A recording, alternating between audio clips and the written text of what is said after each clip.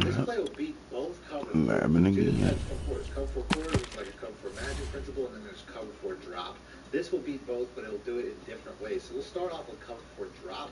So what I'm going to do is, like I said, max pro, motion this guy out, put this A on a drag, put this B route on a smoke, and that's all she wrote. So you're basically just going to be buying time. Hopefully JJ Watt didn't double team him, so hopefully you can handle it. And then you can see once this guy gets inside that first safety, even though there's a superstar safety back here, he's not going to make that play. Now I didn't really time that very well, but that's okay. The result is the same. And I don't really have like the fastest receivers, nothing either. So like I said, you're basically inside of this safety. If I go back to the other safety, I mean, it's just a bullet and pass it away from free safety. So if you go back to this other safety, these guys here, because of these routes are so short, they typically just don't react. They just stay down. The way that the Madden defenses typically handle these type of plays is they split the field in half when it comes to the AI. So you can see these guys here are just stay depressed because that's their responsibility, is the right half of the field. And then by the time this guy crosses into the right half, you can see that's when this guy starts to react. And the second he gets closer, he reacts, but it's too late because the depths are just too different. Now, I mean, I can't only imagine if I had a more explosive or a speedier receiver. It's the NFL on EA Sports, and we are at Bill Stadium in upstate New York. The folks in Buffalo love their Bills, and a moment ago they entered to the delight of this sold-out crowd. They're set for football as their Bills will do battle with the Dallas Cowboys.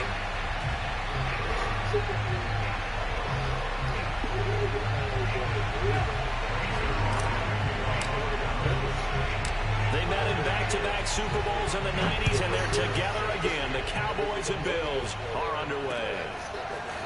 From his end zone, Isaiah McKenzie. And they'll get him down right around the 25, actually the 26 officially, so a net gain of 1 there.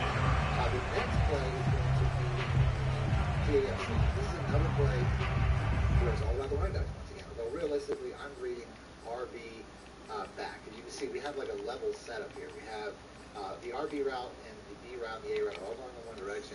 I'm just going to basically go from front to back and put this one I think so it's going to be open because a lot of times it's going to be the on play action, Allen. He's got a man. It's his fullback. And the result here, a pickup of 8. Leaves him with 2 to go on second down. Good, sure hands there from a guy not accustomed to catching a whole lot of passes. But how about the way he was able to pull that one in and pick up good yardage? The game where you just would steal 10 yards over and over and over. Or more, once again, I still have my running backs so that I can have the best running backs where I want them. Allen going to give to Singletary on the option. And brought down, but not before reaching the 45-yard line. Back-to-back good plays have him on the move on first down. A handoff on the option to Singletary. And he'll maneuver his way forward for about 4. 2nd and 6. The run got 4. Now they deal with a 2nd and 6.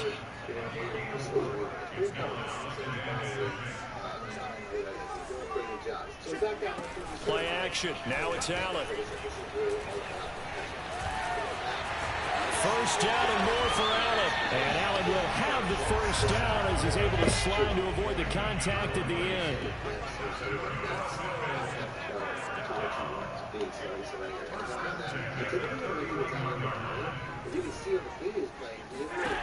And now they'll throw with Allen. Dancing to his left. Finding room to the 20.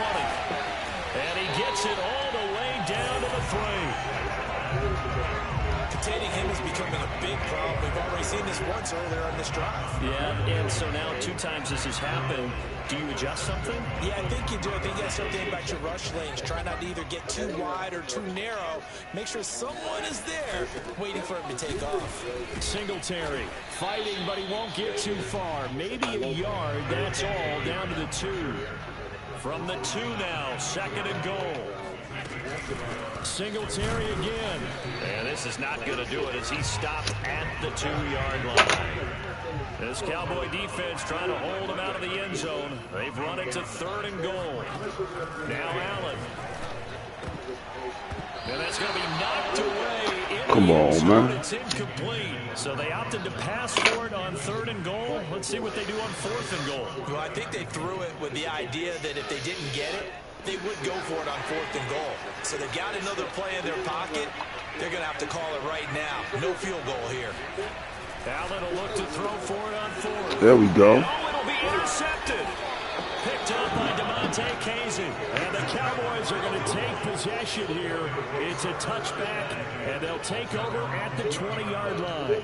Offensively, a far from ideal start there with a pick on the opening drive. Yeah, not exactly what they were looking for. We know that. That's pretty obvious. The beauty, though, is it's happening early. If they don't panic, they don't compound this problem, they've got a long way to go and a chance to get back in it.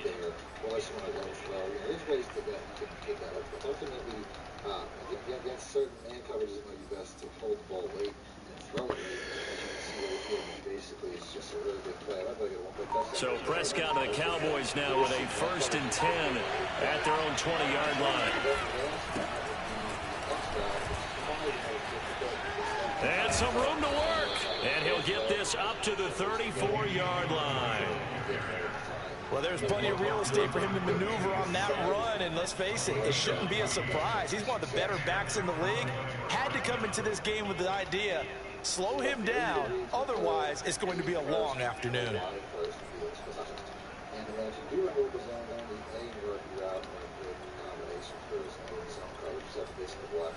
Which way the coverage goes. Expect to do that. I just switched to cover 2 just to give myself something. From the 34 now, here's 1st and 10.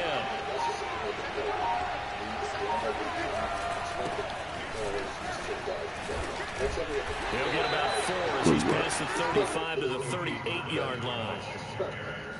I feel like I can see what he was thinking on that carry. Wanted to follow that big tackle through the hole. Ended up only getting 4 yards on the carry. I think he had designs on that one being bigger.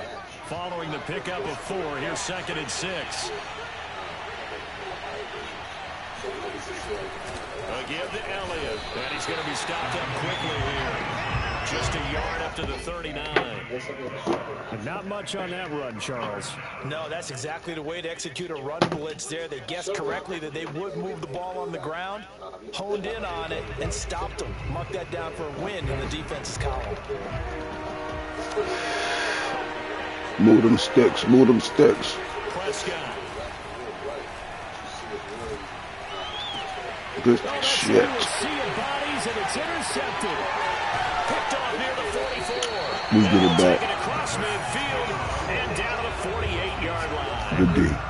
So CD, his very first pass of the afternoon intercepted. And I know that's a major surprise for any quarterback because, look, let's face it, no one thinks about throwing interceptions. But think about all the warm-up that we saw, right? Every pass he threw wasn't a single interception because, oh, that's right, there were no defenders out there. A little bit different when there's live guys out there chasing the football.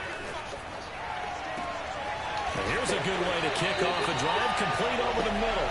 And he'll go down, but not before getting this inside the 30. We're scoreless after 1.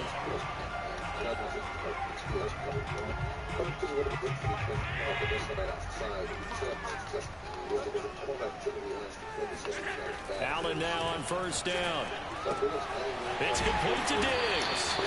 And down inside the 15 he goes.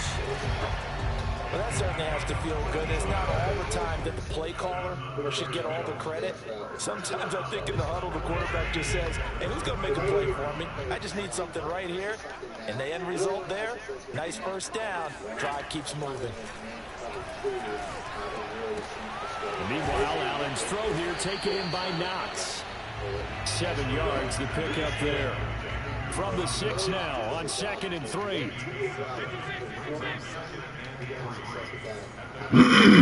Allen to throw once more. Touchdown Bills. Dawson Knox, a touchdown grab from Josh Allen. As his guys are first on the scoreboard here this afternoon. As a general rule, quarterbacks don't want to lock in on a receiver before the ball is snapped. But in this case, based on the matchup he thought he was going to get, it was favorable for his tight end. He locked in on him early and found him for a touchdown. You can see right there, I don't know why he's not catching the ball, but you can see he had the same outside separation. We'll do it one more time. just to show. It's hard once you start messing it up. Then you start messing it up. But you can see that, you know, it's easy pitching catch.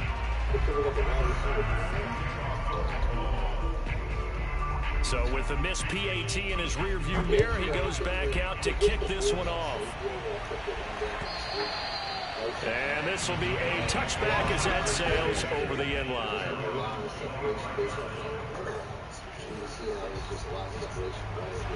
About set for this next drive by the Cowboys offense. And following the interception, we'll see what they can put together on this drive. I can hear my old college coach right now. He always used to tell us before every game, the team making the fewest mistakes will win. What they're hoping is that that last mistake is their only one of the game. Coaches, that's all they talk about, turnovers, right? Minimizing those and maximizing opportunities. But still, like I said, huge play against cover 3. Now, you also have to remember, too, it's best to run this from a hash mark to the open side of the field for the most success for this play. One of the best. So from the 39 now, they'll come up on 1st and 10.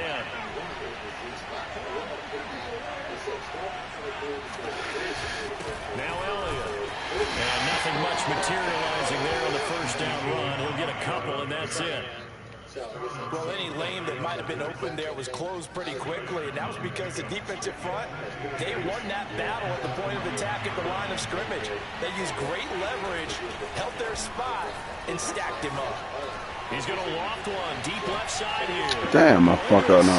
Defenders had intercepted. Picked off by Micah Hyde. The fuck? And the Bills are going to get the football. My fault, fellas, my fault. So that's back-to-back drives where they've thrown an interception. Ordinarily, we look at the offense and say, what's going on with your scheme? Maybe we should look at the defense and just give them a whole lot of credit. They've got them frustrated right now. The Bills come to the line to start their next drive. And for them, a touchdown their last go-around. Obviously, they'll be hoping to do that again. And when you start plotting for this drive, when you start... And that's caught inside the 30. And he goes down, but not before getting this inside the 25. A big gain there for the Bills. I gotta start using those. Prepared for plays like this because so many offensive coordinators, when they get the ball after a turnover, they do like to dial up a deep ball right away. And if I were a defensive coordinator in this league, that's exactly what I would say to my defense before they went out to play. In this case, though, they didn't get the message, and a big play resulted. Now the Cowboys going to burn the first of their timeouts. They'll have 2 remaining as we step aside here in this second quarter. Looking at a 2nd and 11 now after the loss. To the air, Allen. Flush to his right. And that's complete to Sanders. And he'll go out of bounds in the red zone just inside the 20. The reception good for 7. It's 3rd down. Second quarter action with 1:59 remaining.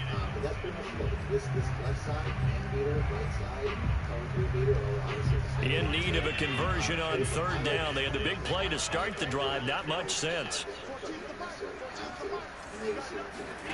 On play action, Allen. Sanders got it for a Bills touchdown. A great play there. We don't look ready, fellas.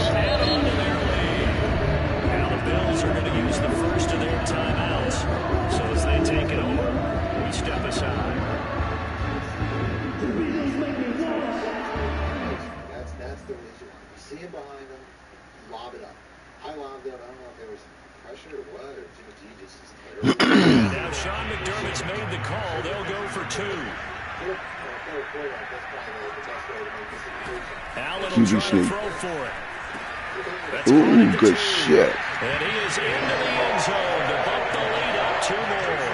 And of course, on the 2-point try, had the option to run or pass. They pass it there, and it works. Out here looking like dumpster juice this morning, fellas. Come on now.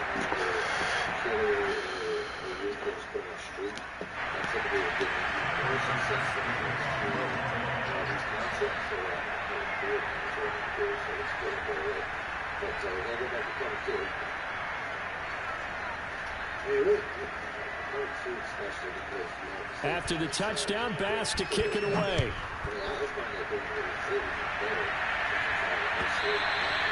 And this will not be returnable. It's out of the back of the end zone for a touchback. It's not the best concept, but the same setup for any zone player will be successful. So we're going to do that with zone. Typically in zone like the flat. About set for this next drive by the Cowboys offense. To this point, the results have not been good. 2 possessions, 2 turnovers. And that's obviously something that can't continue, but to go a little bit deeper on that one, I would think about some play calls now, not even necessarily to my best player, but to someone I can trust with the ball. Try and get things settled down a little bit.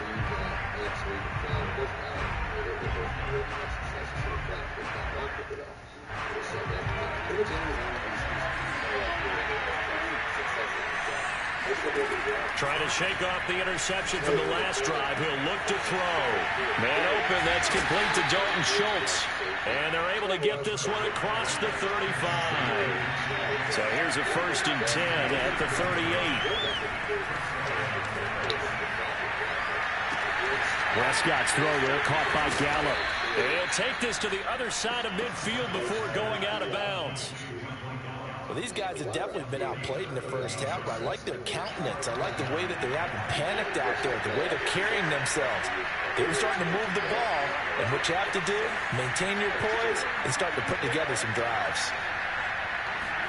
Prescott on 1st down. And he finds his target. It's Schultz. 7 yards, the pickup there. Creeping up on a minute to play in this first half. Meanwhile, Prescott's throw complete into the hands of Schultz here. This offense finding its legs now. Here's another 1st and 10. Now Prescott. He lets this one fly toward the back of the end zone. And incomplete on the deep ball. I believe I'm following their logic. Take the big shot downfield, loosen things up. You're hoping to get some points on the board before the half. Maybe now you come back and throw some underneath stuff in order to make sure you get a completion. And he's got his man in stride, complete. The Cowboys going to use their 2nd timeout now, as the clock will stop with just under 30 seconds to go in the first half.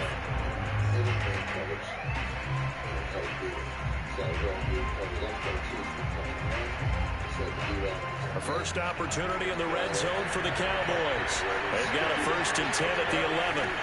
They'll throw again. Prescott. A dump off to Elliott. And just shy of the goal line as he's out of bounds right at the 1. And that's good for a pickup of 10 yards. And that'll bring up a 2nd in just about a few inches here. Next up we have the PA cross against cover 2. Just sweep everybody.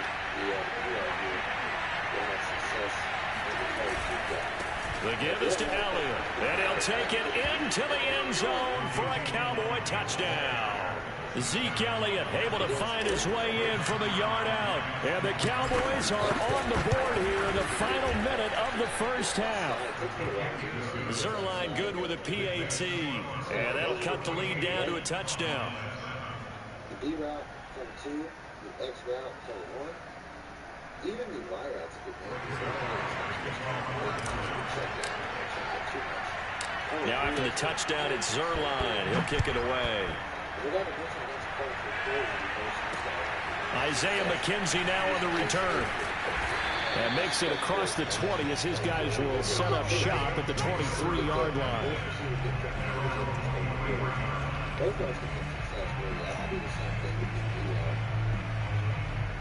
So even with that short field, you'll see he isolates it and still gets it open. So just as long as they have a decent Buffalo offense ready to go for their next drive. And with a 7-point lead, they'll likely look to take this to the locker room and not really press the issue. Oh, fuck. Good looking out. More there on 1st down, but this throw downfield, incomplete. Well, no kneeling for them. They decided they weren't going to run out the clock. They decided to take their shot downfield, hoping to either make a connection or a pass interference call. They wanted more points to put on the board. 2nd and 10. To throw, it's Allen. Going deep for Diggs. Rifles one, and that's going to be intercepted. Picked off by DeMonte Casey.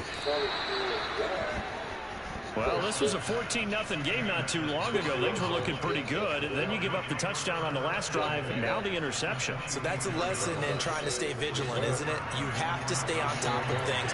Can't relax too much because, as you noted, things change. Now they've got to go out there and get a spark going again and try and slow down. Wow, my fault, fellas. God damn. Stay right where it is.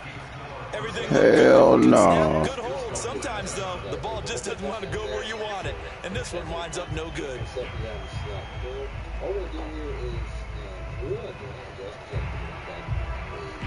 The Bills come to the line to start their next drive. And you wonder if, with Allen's arm, they might just take their chances by dialing up a long one. And he sneaks his way forward only for a couple here. Second down. So 2 quarters down, 2 remain. Charles and I return after the break. Final adjustments being made for the second half. So with that, we get you back up to Orchard Park and rejoin Brandon and Charles.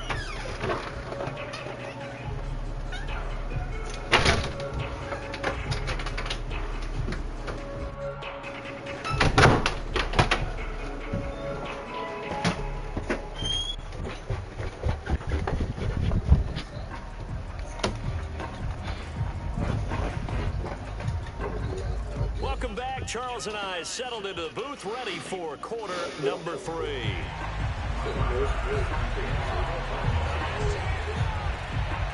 It's the Cowboys who get the football first, and they trail here as well as we resume action in the third quarter.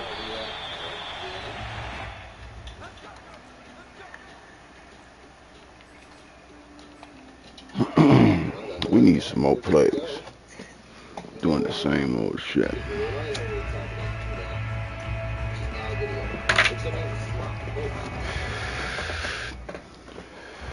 About set for this next drive by the Cowboys offense. And they trail here to begin the second half. What's going to be a key for them to get back in the game? I think they're right there, and I think this game is still up for the taking for them because we always talk about turnovers. They had 2 of them in the first half. And once you start talking about if you have 3, 4, or 5, you know it's beyond difficult to try and win a football game with that. Those have to be eliminated. If they take care of the ball, they've still got a shot. A good run, got 7 on first. Here's 2nd and 3. They go to Elliott again. So many teams want to throw the ball in this situation nowadays, but I love watching a team that has enough confidence to go ahead and run the football. In that situation, that's almost a tendency breaker. So from the 36 now, 1st and 10.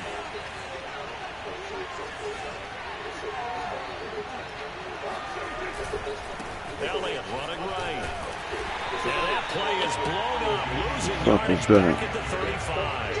2 yards the loss, 2nd and 12. You know, despite the scoreline, I think they've got to like where they are here. They're on the road and just one big play away from getting right back in this game. I'm going to follow right along with you because the spot they're in now is a credit to their defense. They've kept them in it by making the plays that they've made, and that just means you're one big score away from being right back there. Now the question is, can this offense step up and make that play? Because that's been an issue for them in this game.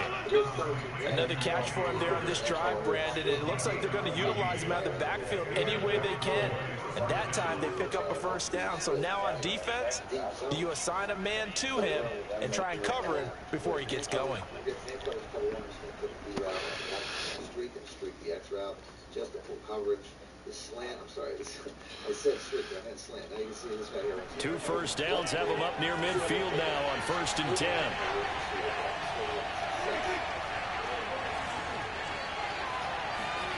Throwing, Prescott. He finds his man, complete. That's Schultz. A gain of 6 there on first. Not a big window to throw. Coverage wasn't too bad there. Yeah, they had him under wraps pretty well, but somehow able to muscle his way open and catch the ball.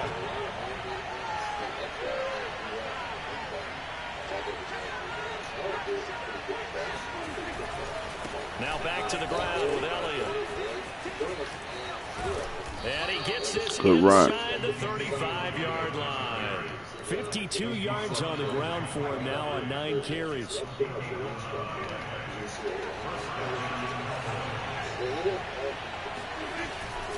Here's Elliott. And they'll be inside the 25 now at the 24. On any explosive run, you can almost feel the ground shaking, and that's from the offensive linemen creating space for their runners. I had an old coach tell me before that he always told his runners, run around the offensive line in pregame. Get used to the ground shaking so you don't trip and fall when it happens in a game. And he maybe makes it back to the line of scrimmage. That's it.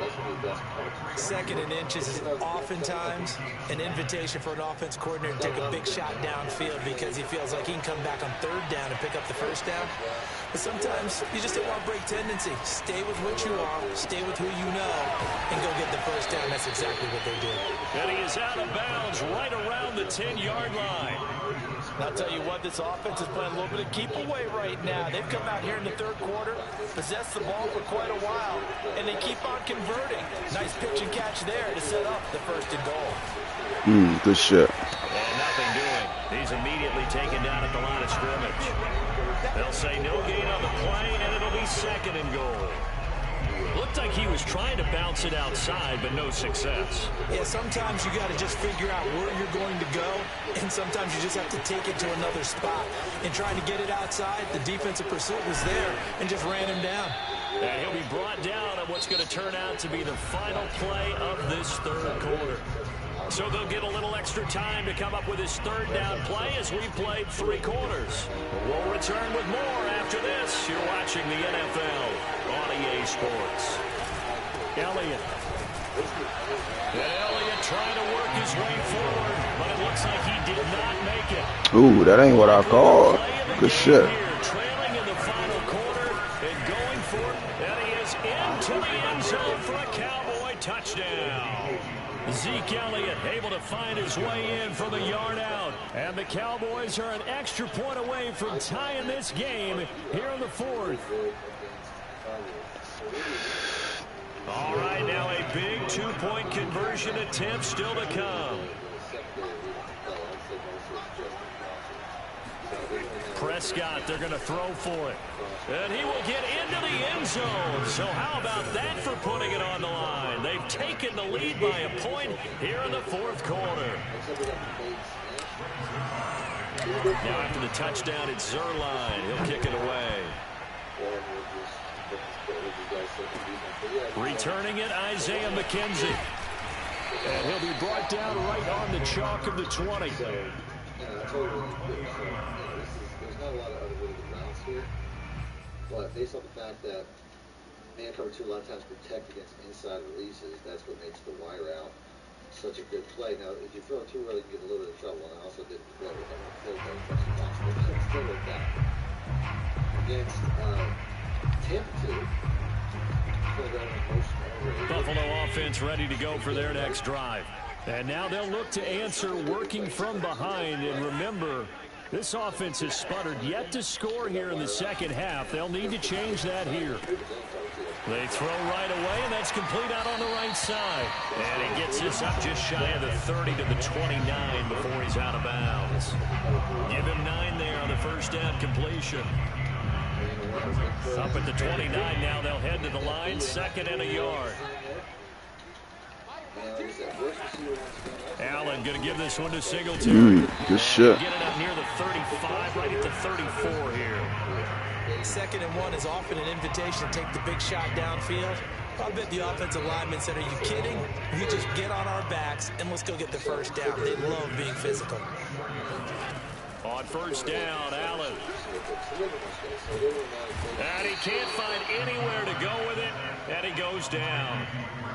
Randy Gregory. Credit him with a sack, and it goes as a loss of 6. Do the exact same setup, although realistically, here I'd probably want to drag or something like that. But, yeah, I mean, all these troops are really doing, but the wire out here, once again, it's outside of cover 4. Work to be done here on 2nd and 16 after the sack. Allen now looks to throw. And pressure coming, and they got him once again. Randy Gregory able to get in there for his 2nd sack of the afternoon. before you start to play. The more spread they are, the better. So after the sack, Allen and the Bills with work to do on 3rd and long. Here's Allen to throw it. He's going to go deep for Beasley. And it's knocked away and incomplete. One more time. One thing that offensive guys stress when they throw the deep ball, you're just counting on your receiver to find it, adjust before the defensive back can get his head around. In this case, though, the DB matched it move for move and knocked it away. On is the punter Hawk as he gets this one away. On the return is Lamb. And just a 30-yard punt that time. And the Cowboys are going to take over in great position here with a 1st and 10.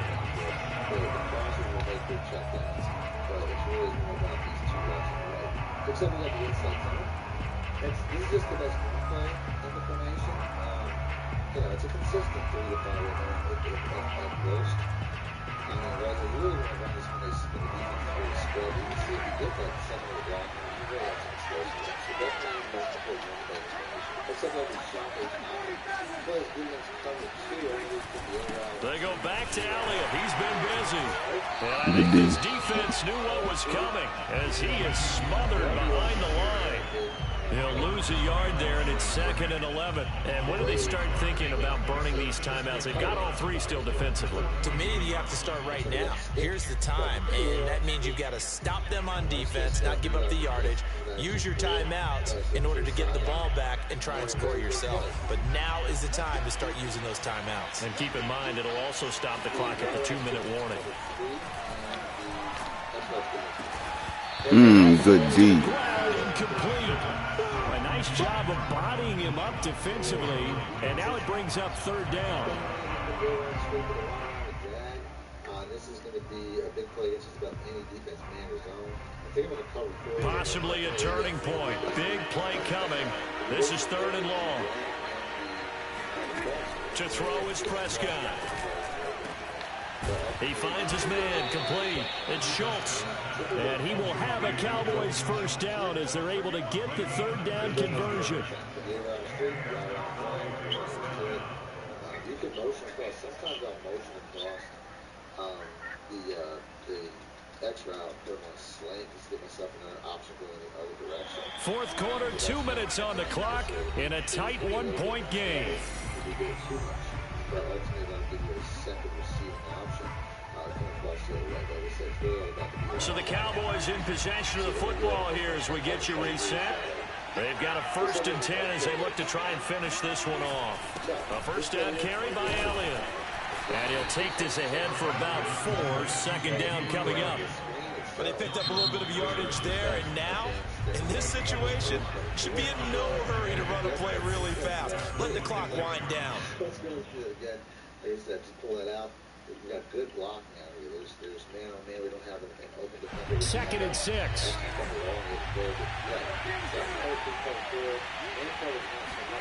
Prescott. Throwing left side, it's complete. Touchdown. Tony Pollard. Good game, good game. Yards. And the Cowboys will add on to their lead. Oh, shit, it ain't over. What the fuck I'm talking about? Important extra point up and through, and that will ensure that it will take a touchdown and a 2-point conversion to tie it. Now after the touchdown, it's Zerline. He'll kick it away. This one taken just inside the 10. And he'll get it up just past the 20 as his guys will go to work at the 21-yard line. Like I said, that throw to the sideline too much is what's causing it to be a short throw. The Bills come to the line to start their next drive. And on the last go-around, they really couldn't get anything going. They had to punt from deep inside their own territory, which means you're going to lose the field position battle as a general rule. What they're looking for now is a little more consistency. Move the ball at least a few times on offense, get a couple of 1st downs, and hopefully flip the field. Well, just something to build off of. That's what they're looking for here. Allen. this one here is easy, so you can steal that against coverage. And Allen will have the first down as he's able to slide to avoid the contact at the end.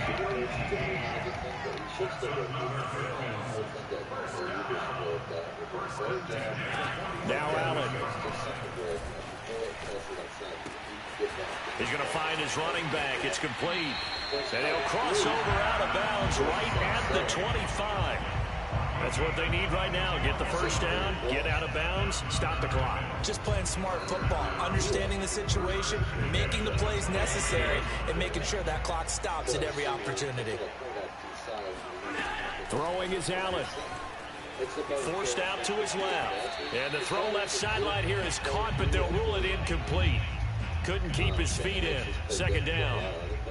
And once he got out of the pocket, you thought that maybe he'd take off with it, especially here in the 2-minute drill. Sometimes defenses are focused so much downfield that there's room to run, but this time he decided to throw it unsuccessfully. Good shit. Caught me slipping. And he's into the end zone. No flags. It's a touchdown. And now a two-point conversion. And we'll be tied here in the final minute. They have one big call left. Here we go. The touchdown's massive, but now they've got to have two to possibly take this to overtime. So now an important conversion attempt here as the Bills line up to go for two. Allen toward the end zone, but that's going to wind up incomplete. And a failure to convert and tie the game. Now the pressure shifts back to the defense. But I think it was the right play. I think it was the right call to try and tie the game there. Kick an extra point, you're still down one. What's the sense? I like what they did. Well, fourth quarter, they felt like they needed the football back. Unfortunately, they couldn't get it. And I know we brought analytics into the game, and someone has said here that the data says that when a team's expecting an onside kick, 80% of the time, the team expecting it, they do actually recover the ball, which is what we saw here. I just wonder if that number is much more of an anecdotal type of a number. Kind of like when the coaches tell us, well, when you score on special teams, 93% of the time you win the game. I'm still waiting to see that number as empirical. On first down, Elliott. And he'll take it inside the 40 to the 39-yard line. A gain of 3, second down. He was close to flirting with that sideline, but able to stay in bounds like you know his coach wants him to do and keep that clock moving. Isn't it funny that we're watching this play when we had that discussion just yesterday about this? What do you do in this scenario? What do you know, what's your mindset? It appeared to me that he'd totally forgotten that he needed to stay in bounds, and then at the last second, oh no, I better get down. And he ended up doing the right thing. But at that point, maybe close to letting it slip away. He'll fire deep downfield for Lamb. And this is caught inside the 5. That's so close. He gets it to the 1. Out of bounds right there. A big play that time through the air. 38 yards. Because you can see with that safety being as far away as he is, if I just put a wide route on the street just to kind of occupy him a little bit, the B route does have an same amount of space already, so there's only two tight ends that are probably best. It's first and goal and a late touchdown at this stage. Could officially salt this one away. They'll try to run it in with Elliott. And he is not going to get through here on try number 1. They stop him at the goal line.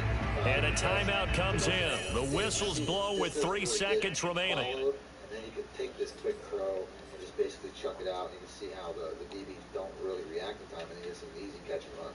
So there's a lot of different things you can do. And a timeout comes in. The whistles blow with 3 seconds remaining. Your opponent can probably baseline. They see it, but a lot of people don't want to do it. They don't see it right away.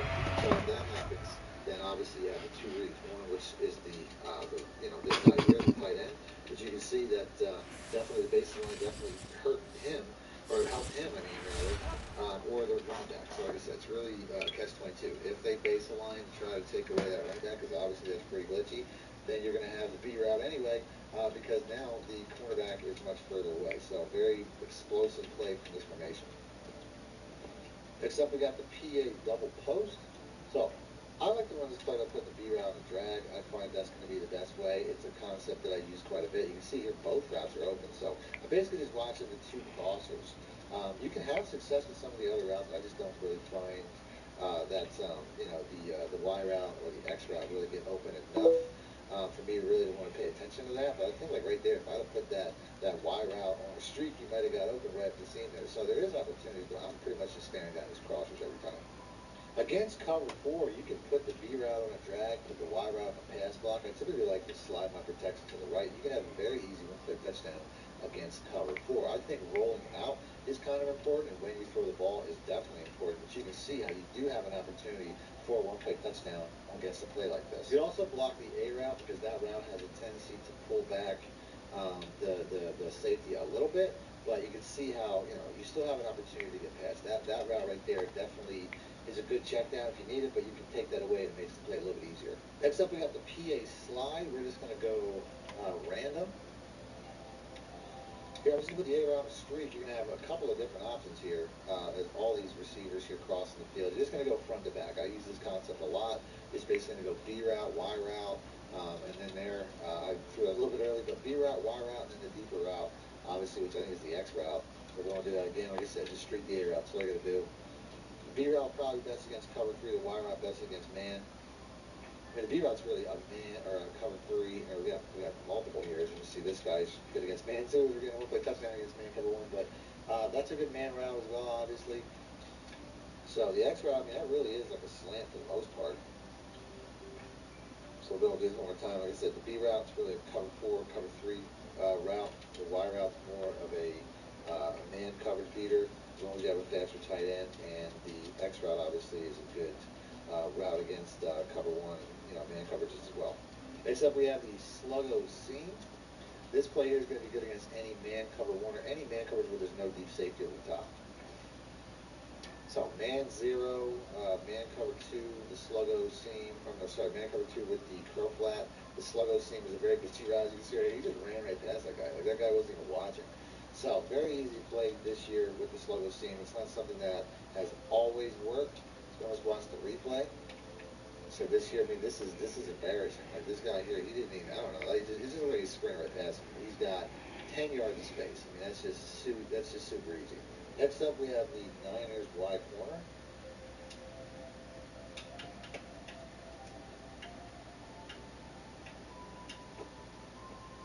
This is a cover 4 one-play touchdown. All I'm going to do is put the A route on a smoke, the A route on a block, the X route on a smoke.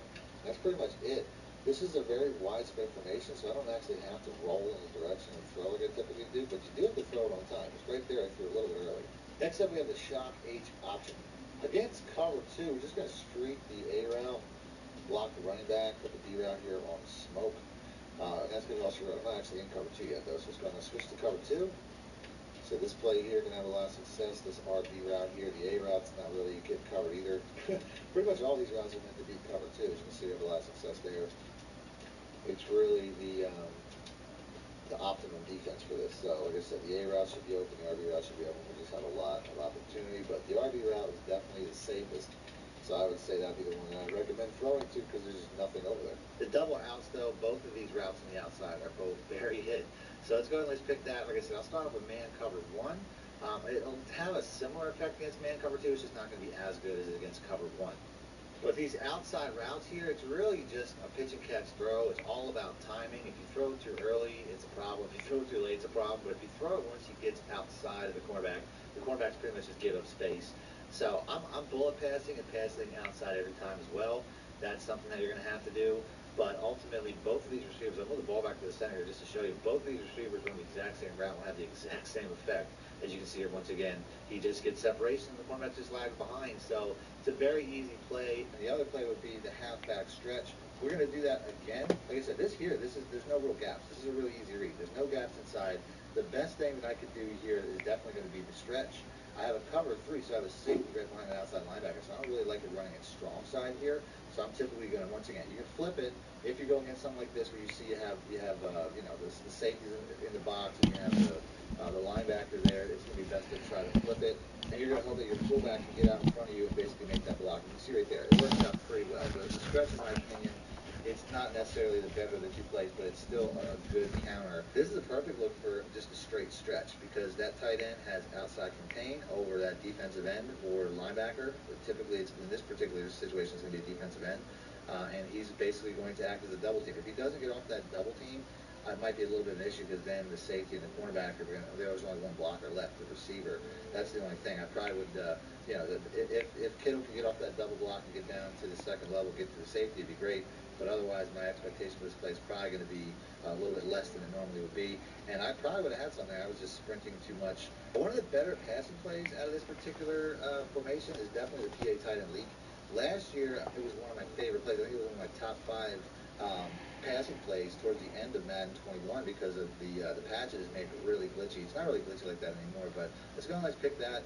Then we're going to go, we're going to start off with cover 2 like we typically do. Then we'll work our way back to cover 3, cover 4, just to show you guys all the setups that you can run. Cover 2 is pretty bad, though. I mean, this is something that they're definitely going to have to patch some of these deeper zones. As you're going to see, I'm not going to have to do too much here to have success against cover 2. I mean, you can run it just like this. I find it's best to put the B route there. I mean, you have a lot of crossing routes, so you can run this play like this and just have success in a lot of different ways. I mean, the A route's really going to be the read. You can see he's wide open, but I find that you can have a lot more success and get this guy open more if you just put this B route on a streak. But to be honest, I expect this should work even after they pass this. I would imagine this is going to get passed because you can see this B route here. He almost just runs right past the safety, which is ridiculous. I mean, it's something that the zone coverages are definitely a problem right now. It's something that they owned up to in the beta. But for now, this is going to have double. If I throw this over, it's one of the safety that doesn't react like this B route. I mean, if this is high retail, he'd be absolutely gone, and we almost have back-to-back touchdowns. So that's something that if you have a super speedy receiver, you might be able to get away with for now until they patch it. But until then, I mean, the A route's definitely a play. I'm going to go ahead and just rock it to this wide-open tight end because nobody's really getting covered out here. So, two things to take from this. Number one, don't run cover 2. It's complete trash. And number 2, if you do run cover 2, I mean, there's just, like I said, nothing's really getting covered. I mean, even the fullback's pretty wide open underneath if I wanted to, but this tight end is definitely going to be the play. So, against cover 3, we definitely have another good setup here where, this play here could be very explosive against cover 3. Cover 3 is probably one of the best defenses to run right now, even though it still is great. But if you motion out this A route and put the B route and the X route on streaks, number one, you'll have to get checked down with the fullback. But number 2, this B route here, it's just for whatever reason, like I said, these guys just don't react. And it just splits the cover 3 safety and cornerback, which it really shouldn't be that easy. You know what I mean? To go up the middle. We'll go to the replay just to show you what happened there. Like I said, one of my biggest issues is the reaction time of these. It looks like they should be able to close on this, but they spread so far apart, and the reaction time is so slow that you can really throw it right up the seam and get a really easy one-play touchdown against cover 3. I mean, that's something that I'll run again. Let's see, maybe we'll have a little bit. I mean, that was a little tighter than I'm expecting. If they just up the reaction time, they probably can fix this pretty quickly. But let's try another one. The play that definitely works. So once again, safety, just especially, I don't know where that safety does not react to the ball, which is not really necessarily concerning because in all reality, I mean, they'd have to be like some psychic defender level to really react to the ball. So that's not, they were trying to go for realism this year, and I'm not necessarily mad about it. Like I said, this is a kind of easy play. And like I said, the fullback is open underneath, which is a really good check down. Nothing really gets covered underneath. The underneath the zone coverages are pretty terrible. So you can hit that fullback all game if you're not feeling comfortable to throw that ball up. You can run this play, a number of different ways. You're going to see, too, the A route's going to be open, like the tight end. If you wait long enough, he gets open to the sideline. You can slip that in there. So, I run it to the sideline as well, which I think is important, but other than that, you can see how easy this play is. So, last but not least, cover 4 quarters. One of my favorite defenses from last year is also, it's really a good one-play touchdown against cover 4. You really only have to make one adjustment. EA Sports coverage of the NFL brings us to the heart of Texas and the very wonderful AT&T Stadium. Look like we got a real Ravens fan. We might be in trouble. Here in Dallas, and the introduction to the Cowboys, no exception. They're set for football in Big D as their guys will do battle with the Baltimore Ravens. All right, let's see if we can contain them. Feeling confident too. At the goal line. And taken down just past the 20 at about the 21-yard line. Now you can see right here, it looks like it's aiming right at that defensive end, but ultimately that defensive end is going to get blown out of the play by the blocker. You could also, a lot of times the stretch is not bad for the weak side, but that's typically if that defensive end is inside a little bit. So like I said, put the play with the right stick. That's all I'm going to do. You'll see that defense end. Put the yourself out of that play. Jackson with a handoff to Dobbins on the option. There's some space here. And they're going to get this beyond the 40 before he's taken down. This is a little bit like baseball here. Strong up the middle. Both sides want to be that. Nah, not yet. Case, the offense ends up winning the ultimate battle. And those big runs between the tackles, that's a little deflating for a defense, isn't it? It really is, because that's where your strength's supposed to be. You're supposed to be in a spot where they can't make that yardage there. You're supposed to send them outside. Not in this case. One play has him up past the 40 already, and another 1st and 10. Here's a throw out line complete to his running back right side. And he's able to take it across You talking to me? before going out of bounds. And that's good for a pickup of 10 yards. And it'll be second and very short.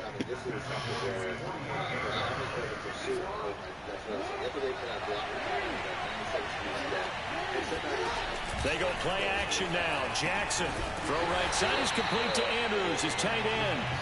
And that play will go nowhere. Losing yardage back near midfield at the 49. It'll be a loss of 2 on the play. And that'll make it 3rd down.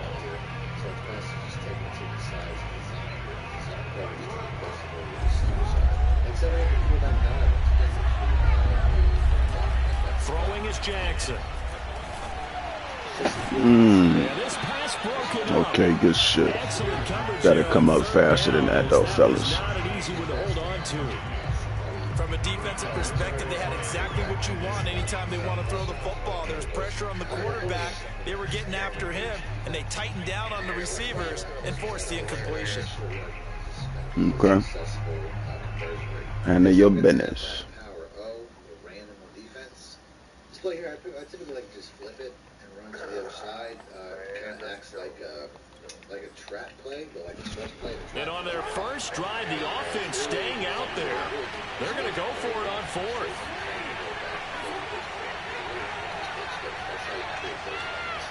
Watch the zig. Watch the zig. They're going for it with damn, he got it. First down as he gets Good shit. to the 47. 4th and 2 in the NFL, not ordinarily a running down anymore. Usually that ball is moved through the air. They went ahead and gave it to the back, and he ends up picking up the first down. I'm not sure if they fooled him as much as they just did a nice job executing. Needed 2, and they got 3. And he'll power ahead, but only for about 3 yards. 6 coming up. Yeah, I don't know if it's exactly a win-win, but if you're on offense, you'll take that kind of a run, all right? It was kind of stacked up.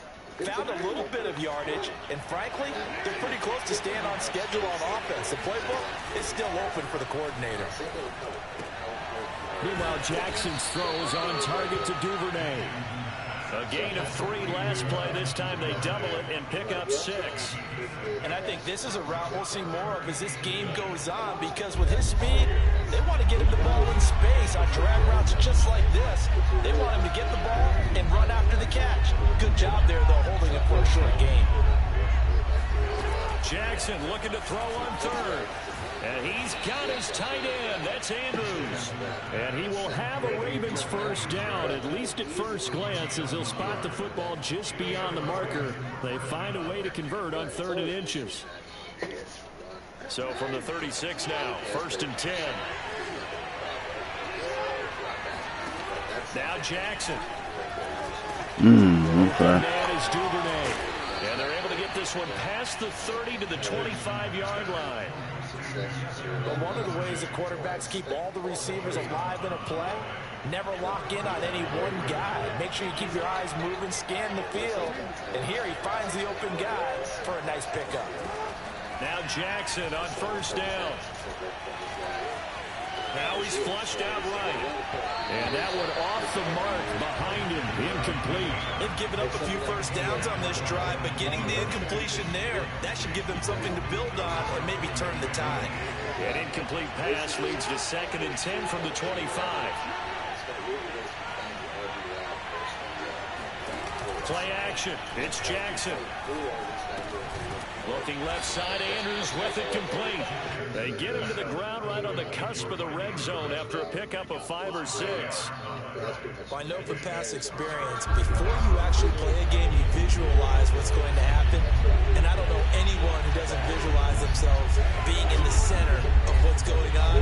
That's 3 catches for him here in the early going. He's got to like the way this has started. Absolutely. 3 catches on any drive. That's a tone setter.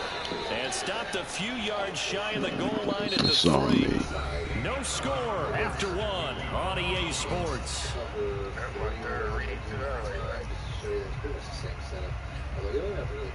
First and goal, a chance for an early statement here on the road.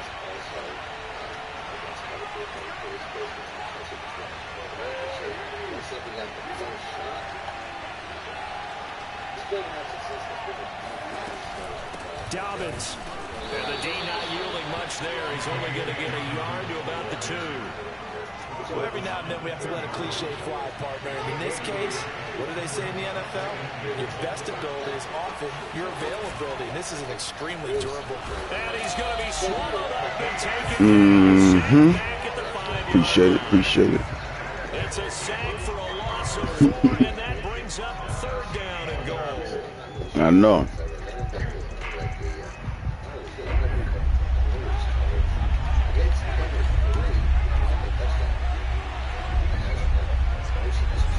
No, not at all. They showing your intentions on there. To throw is Jackson. Escaping the pressure right. And it's caught. Motherfucker, that's too close. 4th and goal.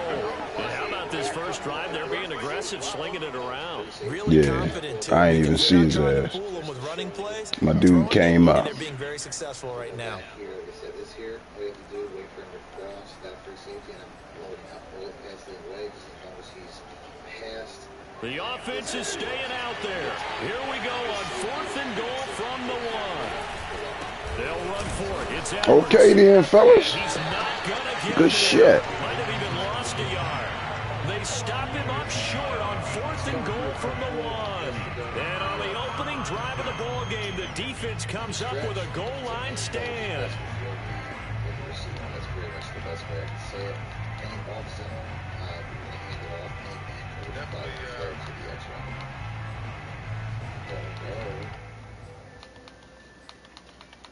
I'll take 2 points here. We see right there, we get that inside release. I hear you. You think you can get it? Go and get that shit.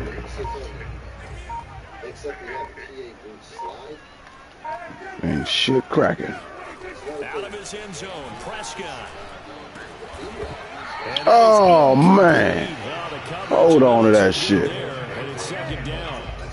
It seemed like it. I'll tell you what though, I'm gonna go and take this for show right here. Maybe a little too much target to hit. That one was timed well. Incomplete. Let me take these for show, Ron. Do you? Where you at though? Oh! Yeah, I guess you do know what that motherfucker is. It's cool. I needed more room to work anyway. Well, it certainly looked to me like he tapped into the quarterback's thought process there. And what I'm hearing more and more when I go around, Should have ran that motherfucking shit. It's my fault. Trying to learn more about how they think, so they can be in the right position to be in the right spot.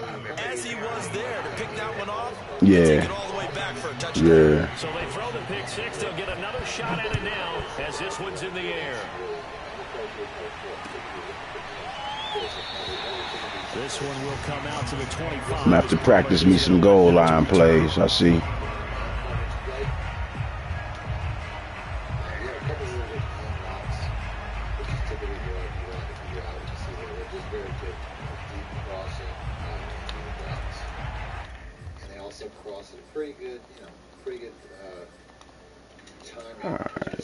Let's see.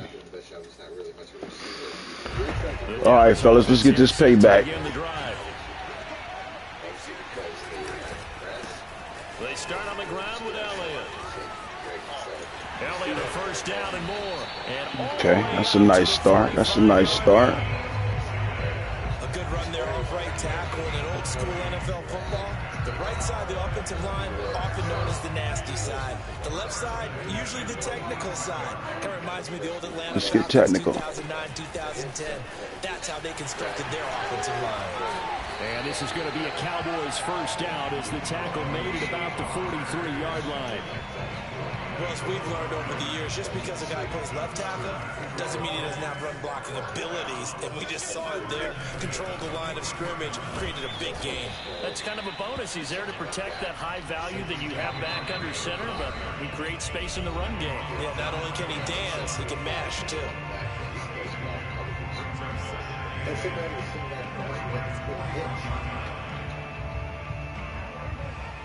A reminder that when halftime rolls around, Jonathan Coachman will have all the highlights and analysis of this first half of play from our studios in Orlando. Good pursuit, good pursuit. Calling a gain of 6 on the play, and just like that, it's third down. Well, sometimes it's hard to take your eyes off this guy at the linebacker position. He can really cover some ground, and he did there to make that play. He's showing us love, fellas. They're showing us love. Prescott on 3rd and 2. He's got his receiver, Cooper. Appreciate the love. Appreciate the love. Cooper, 35 yards. And the Cowboys are an extra. Nah, you was showing us love, my nigga.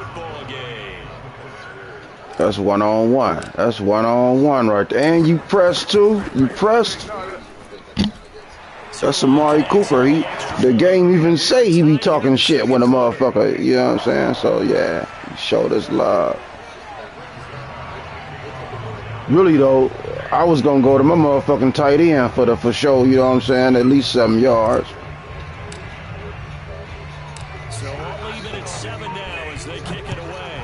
He was on him, but it's hard to stop a slant, man. The 20 to about the 22.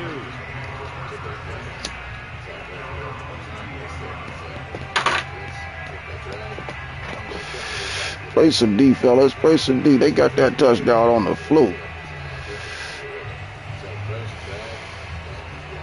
The Raven offense set at the line for this next drive.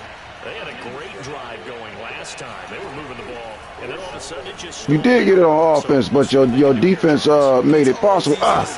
Good D, good D. But they had to like the feeling that they had going on offense. They want to continue to see if they can capture that again on this drive and maybe get in the same position. That was a good look, fellas. They were moving the football. It's not like they went 4 and out, so I don't think it's a big deal where the offense doesn't have confidence. It's not like we need to take away on that one. If anything, they may have gained more confidence. Okay, they stopped us once. Oh, why you stop? What the fuck? Dude, stop to let you run that route like he was with you step for step. My first thought is surprise because that's one of the better tight ends around, and I've seen him pull in balls like this before. But how about a little credit to the He should have defense? caught that. That was a weak hat. They had to make up for letting him get beat like that. I was with you, though.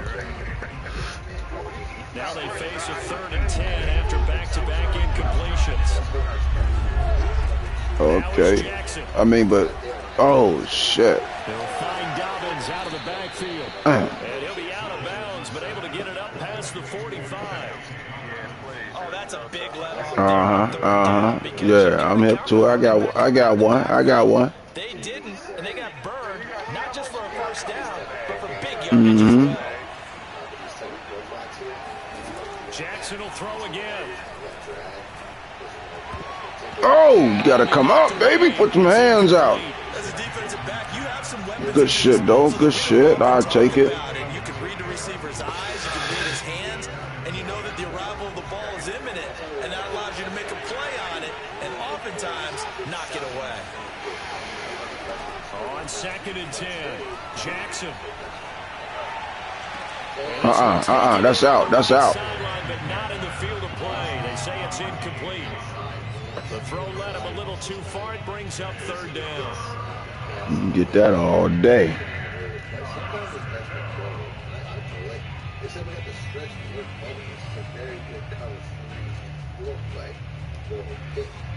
An incomplete pass on 2nd down. That muddles things a little bit here. This is 3rd and 10.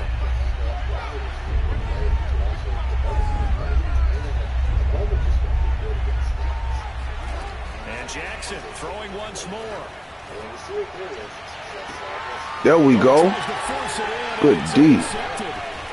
Picked off at the 28. Let's get that momentum, fellas. Let's get that momentum. At the 30-yard line.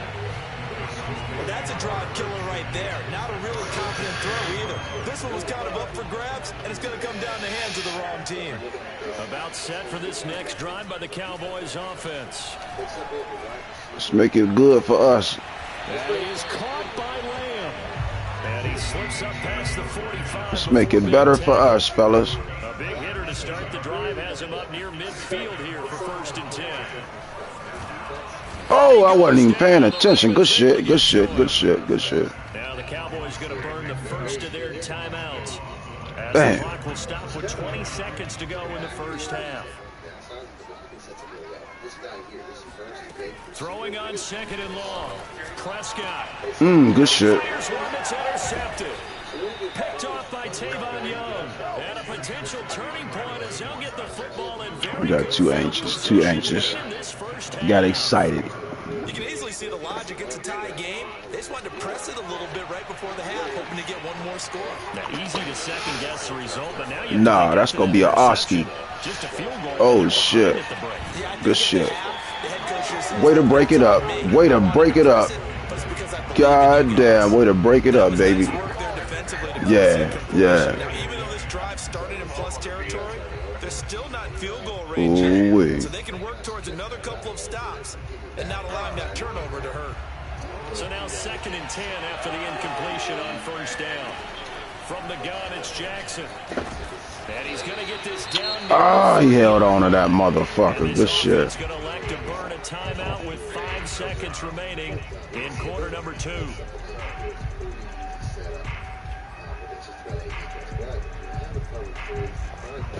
And you see the clock almost empty, so this is likely the last play in the 2nd quarter.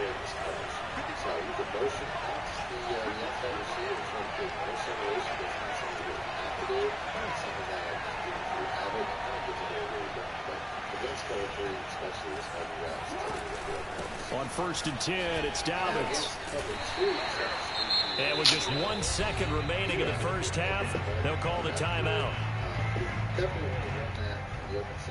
So with 1 second left in the half, on is the field goal unit. This from 44 yards out, left hash. And Tucker, the former Longhorn, puts this one through. And that'll do it for the end of the 2nd quarter. This is the NFL, and it's on EA Sports. Both teams making their final preparations for the second half of action. So with that, let's get you back out to Arlington, where we rejoin Brandon and Charles. And we welcome you back now. Alongside Charles Davis, I'm Brandon Gunn, getting set for quarter number 3 here. It's the Cowboys who get the football first, and they trail here as well as we resume action in the 3rd quarter. On the return, Tony Pollard from his end zone. Pollard elects to keep it, and this will come out to the 25-yard line. Come on, fellas. We got to get back in the game. Set to begin the drive. It's been a tight game to this point. What do they need to do, Charles, to break through in the second half and take the lead? Well, I think the first thing they need to do is thank their defense for keeping them in this game. You know, I think the I defense take is that so modest good. too. Why don't you guys focus on getting some first take a downs, modest put some drives too. together, give us a little bit of a break here. If we can get some reps, Let's open it up a little bit. for you. And, oh, by the way, Let's open it up a little bit. Let's beat up their ribs a little bit. Last run good for 2. Here's 2nd and 8. Again, it's Elliott. I'll take that. I'll take that. That's a 4-piece. Is that a 4-piece? offense actually plays an offense for their variety and being able to hit people with the run in the pass. But in this game, how about what we're seeing from the safeties? They are all over the field. Doesn't matter if they threw it or if they're trying to run it. I don't think we've ever awarded an MVU, most valuable unit, but you're right. It might go to them in this game. I like that. MVU. Well done. Yeah, he's Good shit. stop short of a first down as he'll get to him at about the 33. 2 yards on the pickup there. It's 4th down. Well done to sniff that out defensively. He had it diagnosed pretty quickly. I love that description because diagnosed is perfect on that one. Read his keys, made the play, and he couldn't even get going moving the football. Prescott to throw on 4th.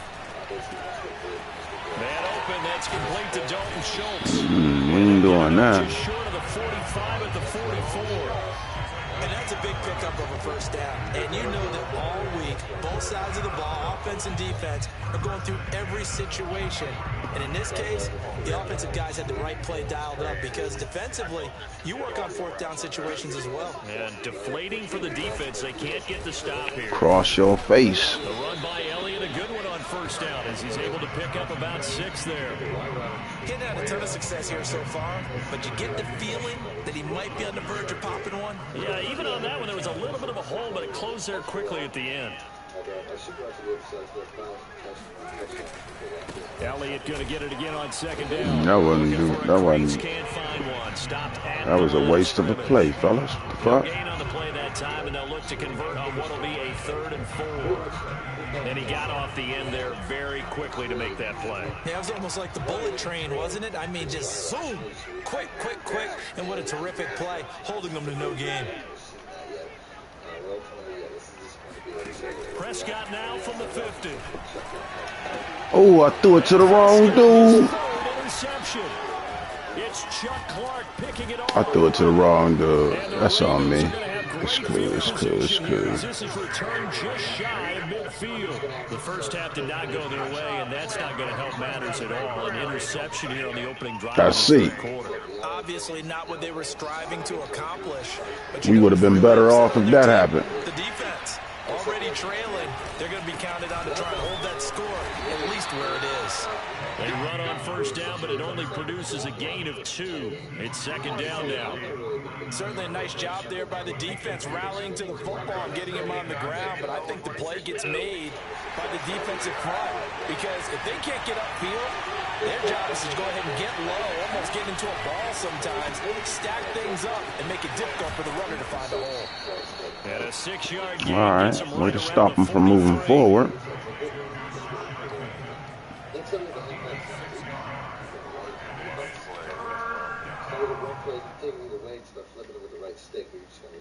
Opportunity right here. I don't know if I necessarily have the most opportunity. You want more spacing. Typically, when you run a stretch from this formation, you want a tighter look. When you run a inside run, you want a more space look. Now, here that comes from safety, so I definitely want to run to the side as is. But you can see, as long as you have space. So 3rd and 2. This quite possibly 4-down territory, though, if they're stopped. They go play action with Jackson. Oh, you was slow as a motherfucker. What the fuck? With the tight end, though? How you let the tight end get them steps on you? Short yardage, you're thinking of throwing to your tight end. It's just going to be a simple chain mover. But this time they let him roam down the field, and a nice dart picks up the first down and then some.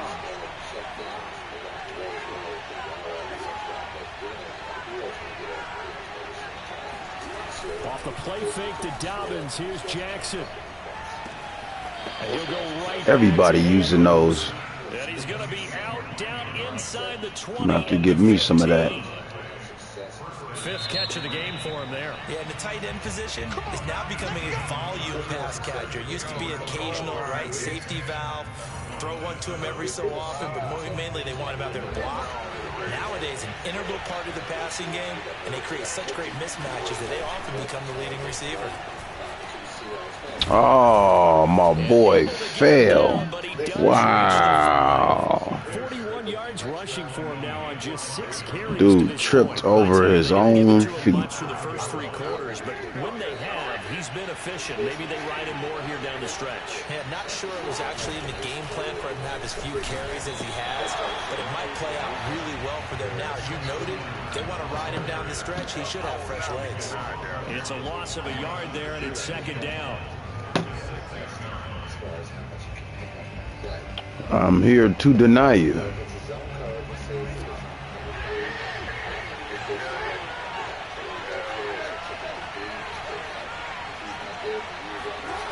Off the play fake, here's Jackson. Rush coming, and he's taken down. Big DeMarcus Lawrence getting him there and bringing him to the ground. Second goal, last thing you need to do is get pushed backwards to take a sack. But he couldn't find anywhere to go with the football. Had to eat it and ended up on the ground.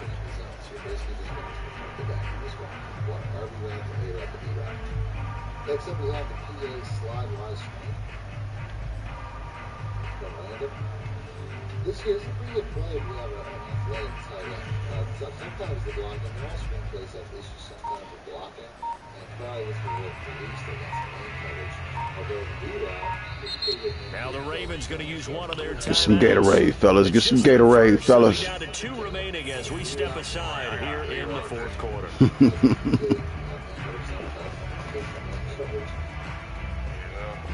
Mm-hmm.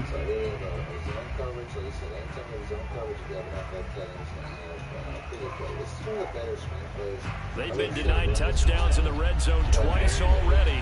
Here comes 3rd and goal.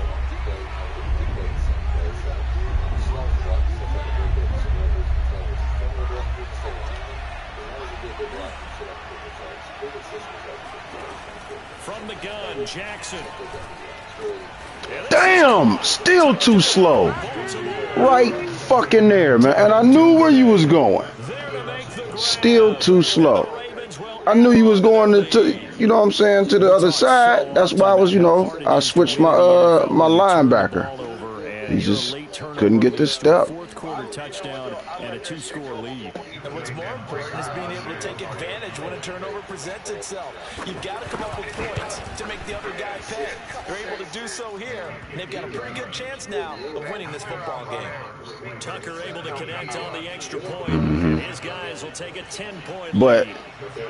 Tucker I knew what fucking, you know what I'm saying? I knew what area you was going to be at. It's just that, you know what I'm saying, my dude wasn't slow. He wasn't fast enough. I should have went to the mark first. Yeah, right. That's what I was expecting, but it's like, I could feel him be a little slow. But it is the fourth quarter, though.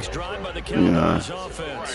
And you figure after giving up that last touchdown, they trail by 2 scores here in the fourth quarter. This drive becomes very critical. And they're throwing here to start the drive as they come on, man. And they'll get this well past midfield. You got the homie right over there. For the 35.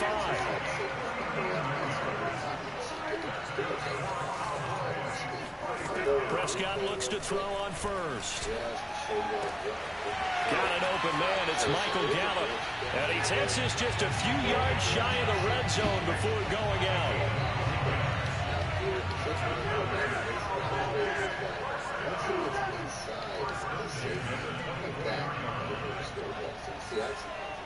What the fuck is you confused for, bruh? Looking for the end zone. Okay, cool. They'll say out of bounds. Very close to a turnover there in the end zone. Similar to a shooter in basketball who just connected on the previous shot. They run another set for him on the next. I mean, after I done told you about it so many times, yeah. Get the big one downfield, but came up empty. After the incomplete pass, here now is 2nd and 10. They'll throw again. Prescott. Yeah, then now that was a dangerous throw. Good game. I got thirsty. He was supposed to break, but he was too fast on him. Yeah, it wasn't enough field. Right there, he was making his break. You know what I'm saying? But it wasn't enough field for him to do that shit. Downfield, everyone seeking to be somewhat the hero. Didn't turn out that way at all, and you're exactly right. It's gonna take a lot for them. I mean, because it wasn't enough field. I'm believing. Yeah, Dak be ass sometime too, though. He'll be tackled at the 23 after a gain of 3. How about a tip of the cap to the defense? They're working against a very mobile quarterback, but all day long they've kept him under wraps. And on that play, they held him to a short gain. 2 minutes left to play in this football game here on EA Sports. It's over. I feel too relaxed. That shit over with. It's 2 minutes. As we welcome you back, and the scoreboard on their side, they're just looking to melt away these final couple of minutes and put this one in the left-hand column. And still about 3 yards shy of a first. That was the drive we were supposed to make it happen. It's 10 points, bruh. I ain't got no onside kick in me right now. I gotta practice that shit. Pastor, you said big third down. I put the word big in capital letters here. Here's Jackson. I got this pick, though. What the fuck? Flushed out right. And he's going to be taken down. You motherfuckers is bullshitting. The offense going to stay out there. They've converted once, failed once. What can they do here on 4th down? Nah, we good. Throwing now is Jackson. And he's brought down. Can't do anything with a football. I saw the potential, but, you know, yeah. The Ravens go for it, but come up empty. And now possession will go over inside the 15-yard line. I saw him. Field goal, whatever it is, they need to score quickly here on 1st down. Prescott. Got his tight end. That's complete. It's Schultz. And he is into the end zone for a Cowboy touchdown. Dalton Schultz from 13 yards out. And the Cowboys have made it a one-score game again here in the 4th.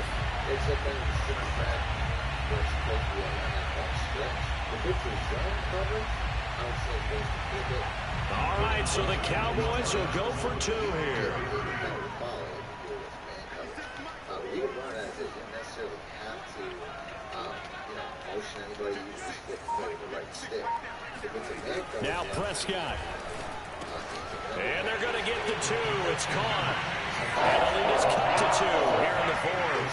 So they like to pass there on the 2-point try. Sometimes can prove risky. There it worked out. Yeah, and I love how you bring up that it can prove risky, because if you get the intercept and they return it, that's 2 points for the defense, but not on that play.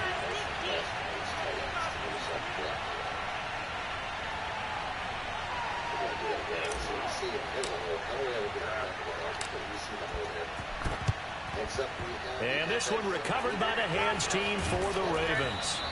And that's why you have your hands team out there on the field. Those are the best guys ready to make that play. And let's face it, it was executed well.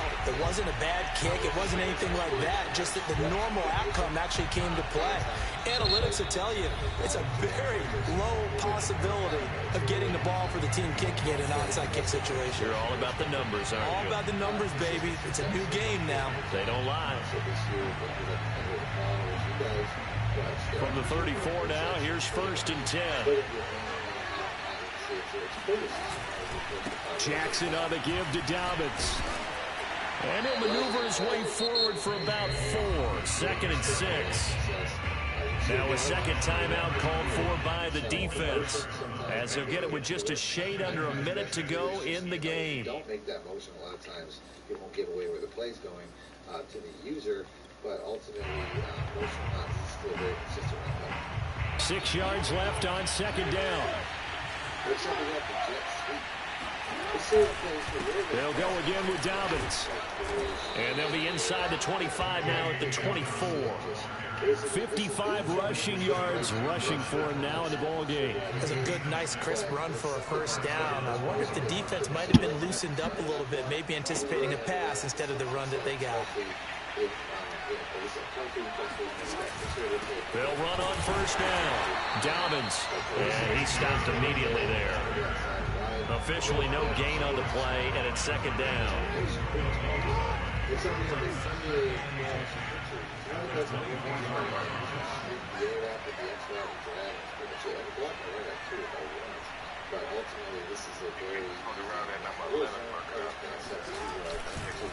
Now a handoff for Dobbins.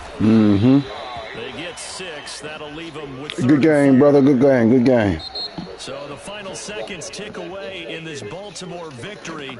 And I tell you, this was a fun one. Just a close game. Nothing comes easy in this league, as you know.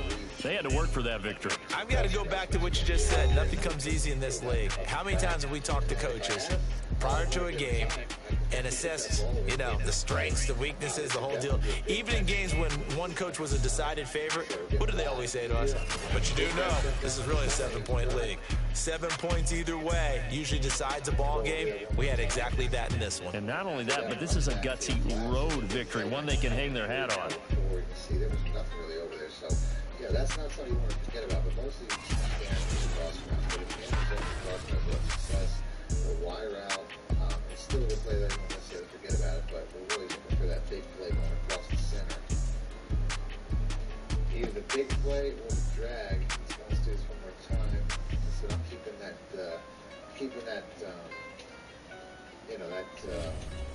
play action just because I think it's helpful, but ultimately you can always take that away and just use the crossing routes.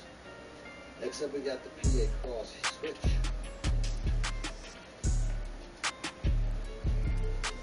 This play here, pretty much a man coverage play, a straight PA route. Running back's a decent check down, but you're really just looking for these crossing routes here. These are going to be your man beaters. They're pretty quick though. I mean, that's something that if you're running a lot of man coverage, maybe something like man zero, we'll switch to that. This is something that's going to bail you pretty quick. As you can see, these routes are really good. I mean, especially if you got speed advantage like well, just get across the field really quick. So that's something that you can do pretty much all game. Still ain't used no new fucking plays, man. What the fuck? That A route on the street one more time. Like I said, that X route here, he's just getting across really fast. The B route here, that's a really good trailing route. So some really good man beaters. Works out really good as well when people are running, these, when people use these curl flat versions of cover twos that look like this. So I just do the exact same thing, put them on a streak. Like I said, this X route, this B route, really good check downs. Although I thought that throw wasn't going to hit, but you can see really good series of plays to work against just any man coverage. Next up, we have the smash. There's two different ways to run this play. You can either put the X route on a streak, which is fine. Against cover two, especially when you see a lot of space over here. That'll work against cover three as well. It's a good trick. Against cover three, you run to the open side of the field from the hash mark into the A route and the X route on the streak. Block the running back, slide protection. And a lot of times you can get a really big play. If this cornerback here bites, which you see right here, he definitely does.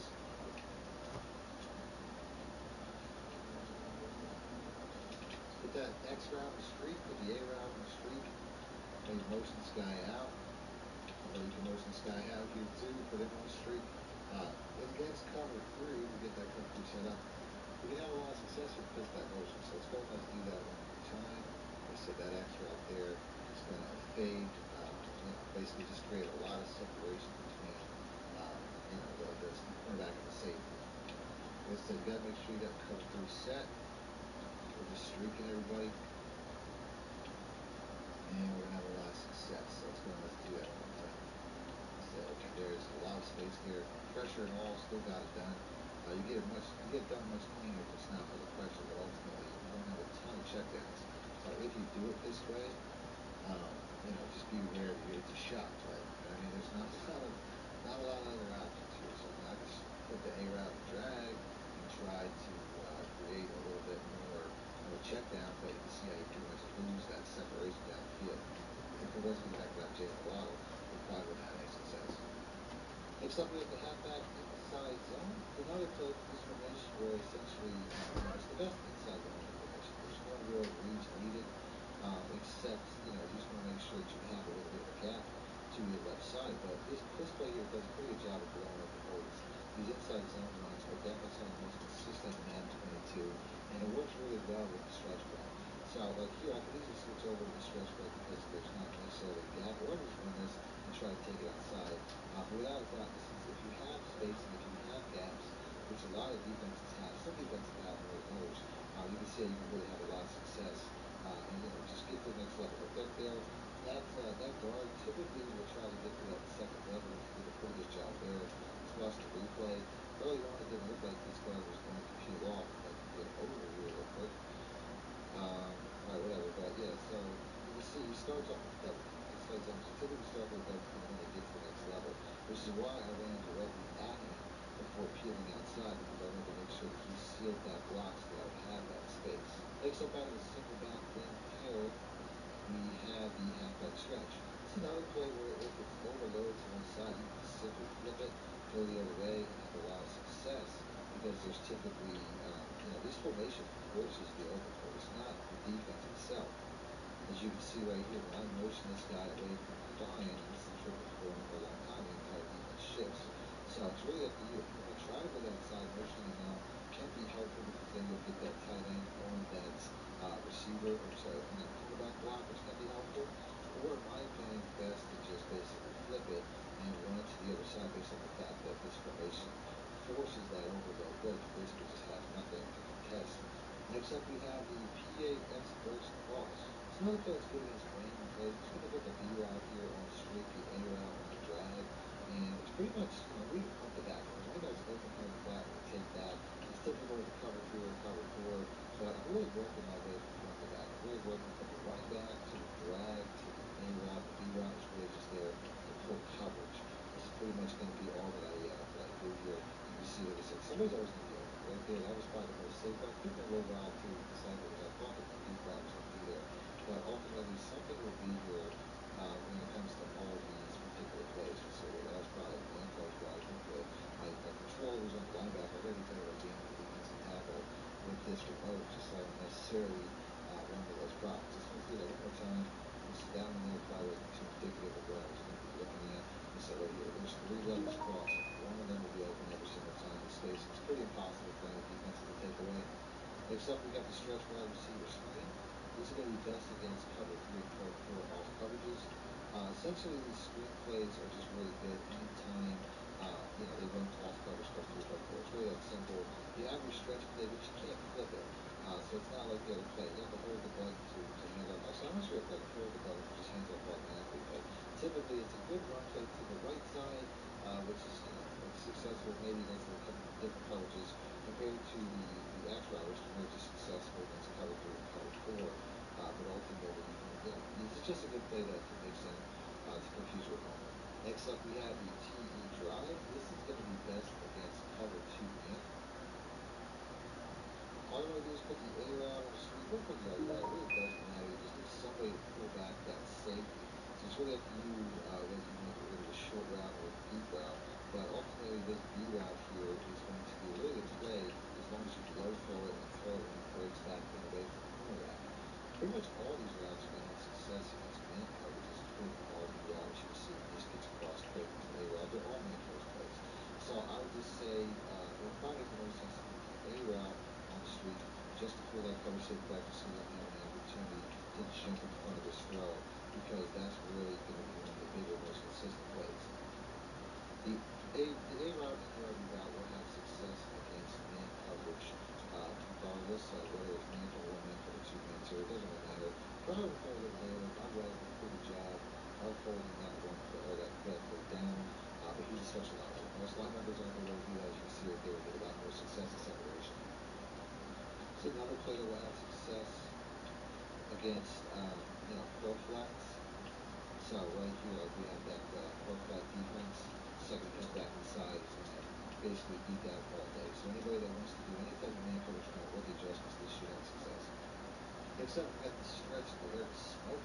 This play here, if you got a blitz like this next to be, running the ball might not be the best decision, but the X route's really just a cover 3, cover 4 play because the cornerbacks drop back the second place. So actually, you can really steal some easy yards, maybe like 5-6 yards. You can see right there. There's the cornerbacks playing down or low, so we have the hands fall off. But you can see, there's opportunity to both sides of the field. These are, some people, as long as you run this correctly, people can have a lot of trouble stopping. Cover 3s, cover 4s, and really the cornerbacks are off like this. You can really go either way, just as long as this cornerback doesn't move and run down. And then you can see we can have a lot of success taking that or taking the stretch, just as long as it's against cover 3 or cover 4 defenses. Next up, we got the halfback ace power. So we're just running this against random. This is something where you're basically just going to try to look for, whatever side looks like it has the least amount of people. But you can see it's almost like a stretch, but it's more like a power. But you can really take it outside of the stretch. You just basically have a full blocker, which sometimes you do, sometimes you won't. Sometimes you can play stretch just to take it wide. But I can go strong side if I like. Obviously, I say that's not the best idea. But ultimately, this is something where there's a couple different options as far as where you can take it. Right there, I could easily take 5 probably the better game. Next up, that's similar. We can tell with the halfback stretch. Play here, it's cover 3, cover 4. You can try to take it outside. I find it's best to flip back towards the receiver. As a lot of these cover 3s do a pretty good job of coming outside. And flip back towards the inside, I find that you really get the best blocking and you typically get the edge. The outside there, I just don't find that outside receiver really get a lot of success. You can do any number of things to do that, though. You can motion this receiver over, and then there's 2 tight ends and a wide receiver, or you can motion the tight end over to the other side. Either way, you can see there's a lot of ways to get blocked to the edge, but I find it's best to flip it so that you can get away the direction of the play that you're going. So we said right here we have definitely a better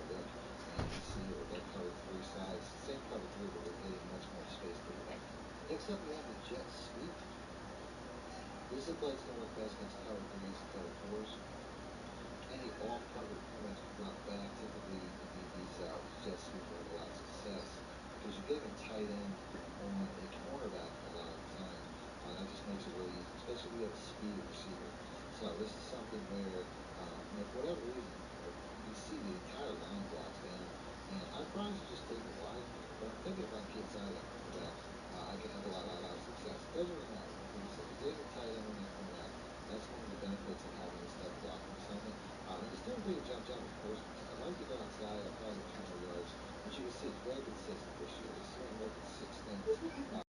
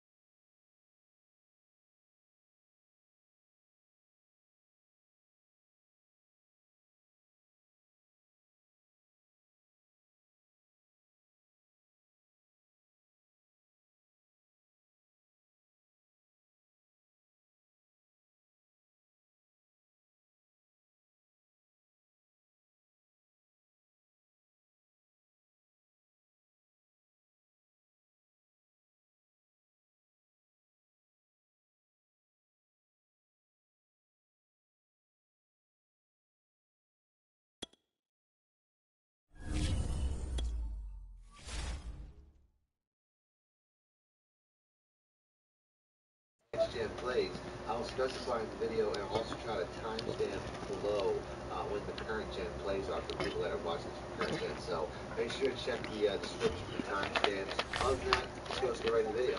Next up, we got the bench pivot. Against cover 3, just put the RB route on a streak. He's going to have a very big play against cover 3 now. This is a tight end right now, but typically you put your fastest receiver there. I just have my third receiver as my tight end. This could be an easy one for a touchdown. If you really want to spread the defense. EA Sports coverage of the NFL brings us to the heart of Texas and the very wonderful AT&T Stadium in Arlington. A moment ago, here was the scene with the Cowboys emerging from their tunnel. It was loud. It's still loud. We're ready for football as the Cowboys get set to match up with the Minnesota Vikings. Let's go, fellas. We need a dub. Zerline's got it teed up, and off we go from Arlington. Take it in at the 3. And he won't get this to the 20-yard line as he's down at the 19.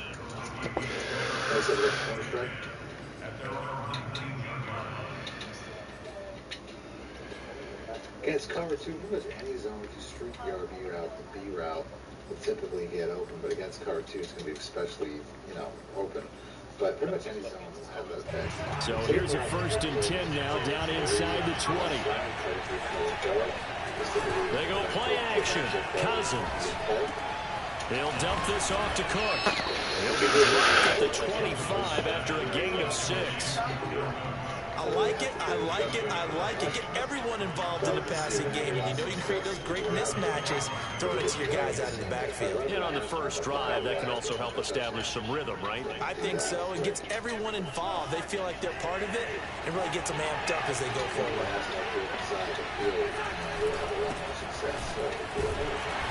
Ooh, way to clothesline his ass. No gain on the play that time, and they'll look to convert on what will be a 3rd and 4.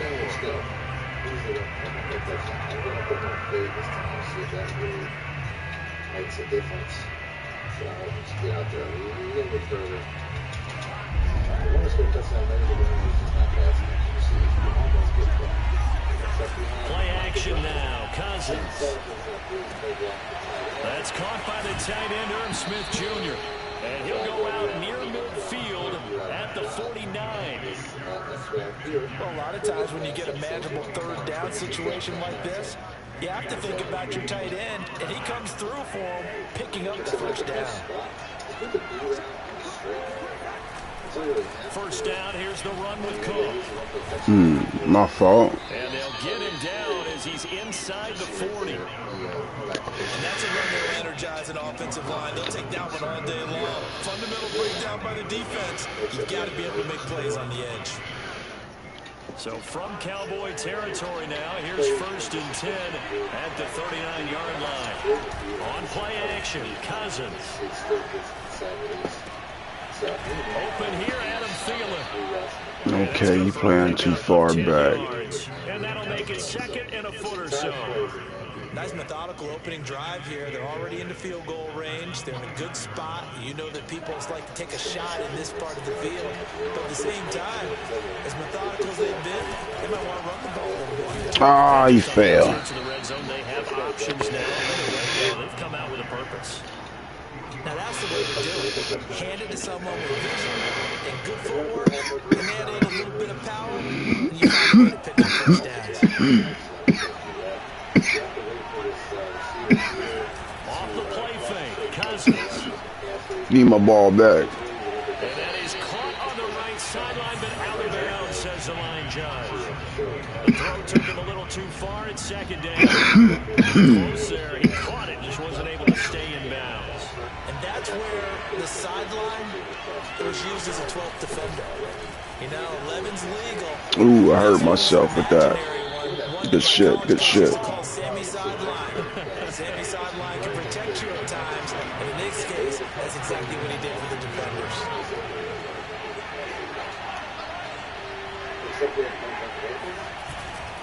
They'll run for it with Cook. And they will stop him after a fairly minimal pickup. On On second and goal, Cook waiting in the backfield all alone. They'll give it to him up the middle. And that play going absolutely nowhere as he's belted before he could get out of the backfield. This will be a loss of 3, and now a much tougher third down looming. Appreciate it.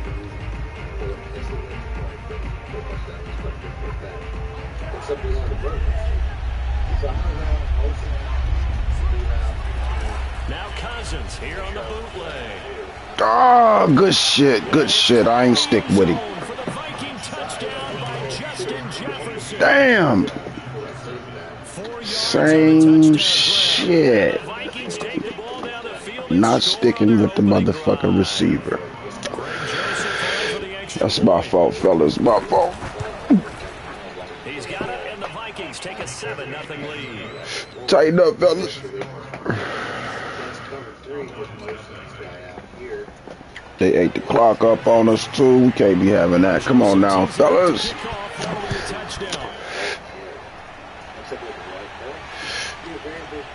Let's get some get back. Pollard elects to keep it, and this will come out to the 25-yard line.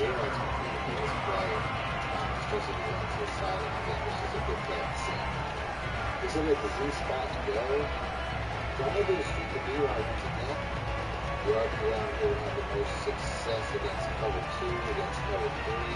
This year's deal, I should have touched on that stuff like that. Against cover 3, they're running down to flat if you better play cover 3 and cover 4. Man cover sometimes if it's not aligned properly. Next up, we have the Z spot. All you're going to have to do is streak the clear out. So Prescott and the Cowboys now with a 1st and 10 at their 25-yard line. Here's the first carry for Ezekiel Elliott. Give him 9 on the carry that time, and they're set up with a 2nd and 1. They'd love to just strike back with a touchdown right here. And if it's a long play, so be it. But the main goal, get a couple of first downs, run some plays, run some clock, allow their defense to get a chance to catch their breath, settle down, and relax a little bit after they just gave up a score. The previous run, good for 9. Here's 2nd and a yard. The give is to Elliott. Good hit, good hit, good hit. 45 at the 44.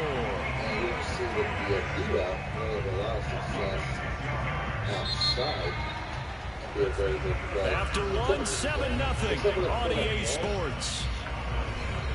If your opponent spreads their defense to try to match these wide run formations, you can basically just look at this draw, and it's pretty good play. You can double play that, and there's also a chance of fumbling, so I run this a lot of times, I will slide, but ultimately this is one of the better run plays that a lot of people won't necessarily expect. So like I said, fumbles not. Back-to-back good plays have them on the move on 1st down. They'll run left with Pollard. And he'll work it across midfield inside the 45. We use the word relentless a lot with guys who are aggressive on the field. In this case, it really fits, doesn't it? How about his ability to break tackles and his feet never stop moving? From Viking territory now, they'll come up 1st and 10 at the 43. They'll give to Elliott. My fault, my fault. A gain of 4 on 1st, and that'll make it 2nd down. On any running play that's called, they're always hoping that it's going to break big and go the distance. But when you get a nice gain like that, you're able to do so many things anyway. You can come back and run essentially the same play again, continue to move the ball on the ground, or you can decide to throw the ball now because you Touchdown, Cowboys! For as big and strong as some of these guys are, especially when you see them in full pads, it is sometimes hard to appreciate how truly fast they can move. That was incredible. And that's the kind of play where you have to kind of catch your breath afterwards. So just give me a second here, because when he shifted into high gear, he was an absolute blur out there. No substitute for speed. We talk about that all the time. The evidence was right there. And according to Next Gen Stats, his top speed on that one better than 20 miles an hour.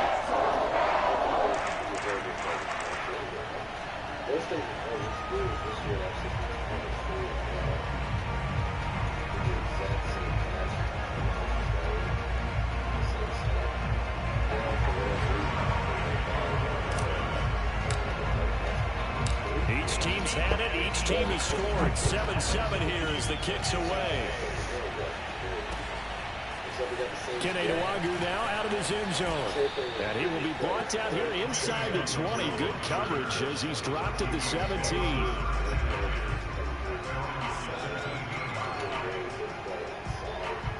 Here are the Vikings now to start their next drive. Last time they were out here, they had the benefit of good field position, led to a touchdown. This time, they're going to have to work for it. They are, but with that last drive that culminated in a touchdown, I think they carry that confidence into this one. It doesn't matter where you start with the football now. They have to feel great about their opportunity. Officially, it's a 1-yard loss. That's going to bring up 2nd and 11.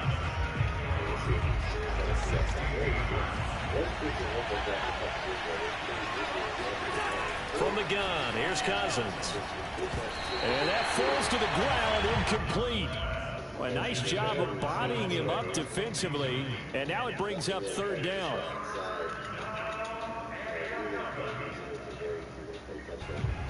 An incomplete pass on that last play, and that means they'll need to come up with something here on 3rd down. Cousins now. Got an open man finding Jefferson. And he will have a Vikings 1st down as they're able to get the 3rd down conversion.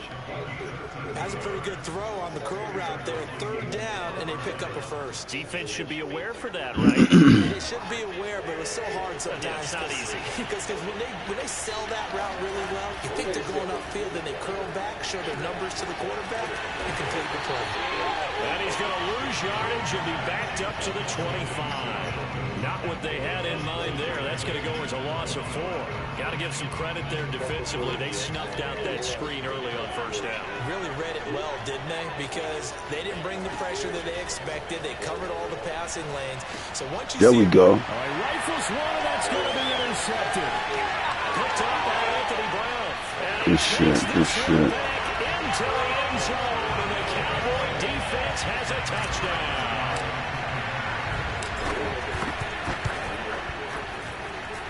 Zerline good with a PAT, and that makes the score 14-7.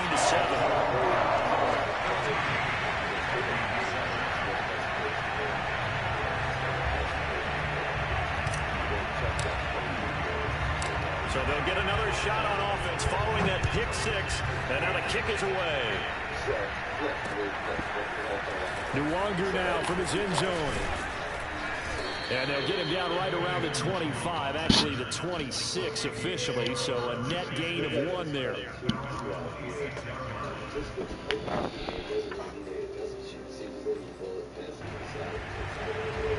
Here are the Vikings now to start their next drive. And they just had that pick 6. I guess the only positive maybe they're returning that for a touchdown. This offense right back out onto the field to try to make up for it.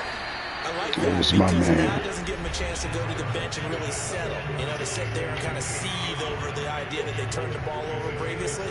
Right back out there. It's almost like hopping right back on the bike after falling over. Let's see if they can get the ball moving again. We'll see if they can do it here. Draw play. Cousins to Cook. Cook able to escape. And he'll be tackled right on the midfield logo. 44 yards rushing for him now to this point. So they'll come up after the gain of 7 on a 2nd and 3. Play fake. Cousins. That one into the hands of Thielen, complete.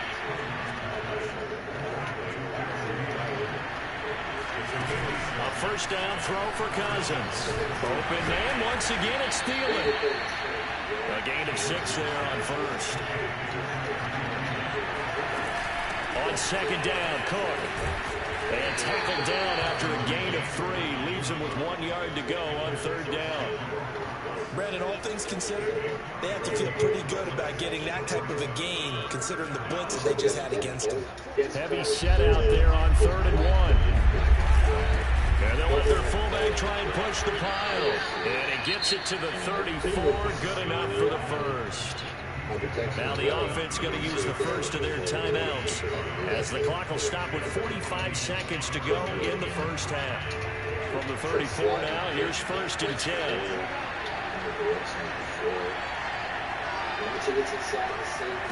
From the shotgun, it's Cousins. Throw left side, taken in by Jefferson.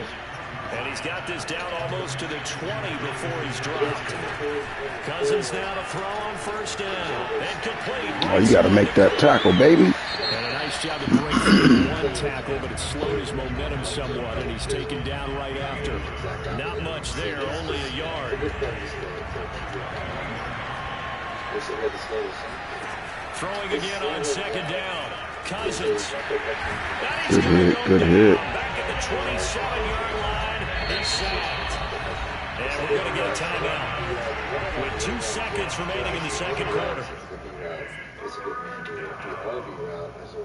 So with 2 ticks left here in the half, on is the field goal unit. That's from 44 yards away. Joseph's got it. And that will do it for this first half.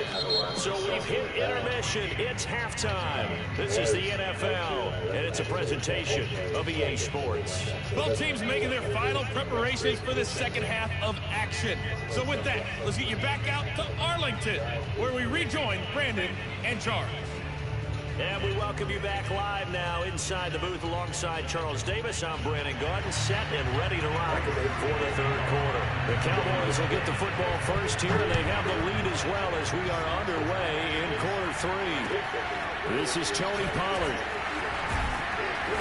And good coverage there on special teams as they'll get him down shy of the 20.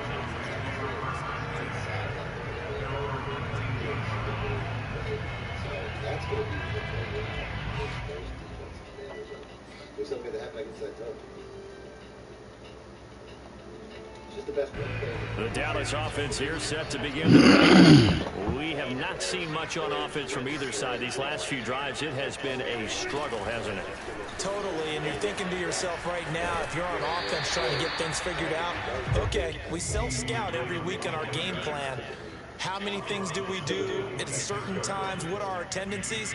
Time to go to some of those tendency breakers and try and create some offense. They always have those in their back pocket, don't they? You have to, and if you don't keep abreast of what you're doing, you lock into a... The Vikings my fault, fellas. For the sack. Nick Vigil gets him for a loss of 10 yards from his linebacker spot. They'll need a big play here. Will Dak and the Cowboys after the sack. It's 3rd and long. Prescott now. Toward the sideline. Did he keep the feet in? Yes, he got them both down, says the side judge. And that's good enough for a first down. Whenever we talk about moving the sticks and controlling the football, there's a great example right there. Those are the third downs you need to convert to win football games. We're in the third quarter of this one, and this is a tight one. In order to maintain pace, keep the ball away from the other team, and put points on the board, those are the plays they need to continue to convert. This will be stopped about 2 yards shy of the marker. 8-yard gain, 2nd and 2.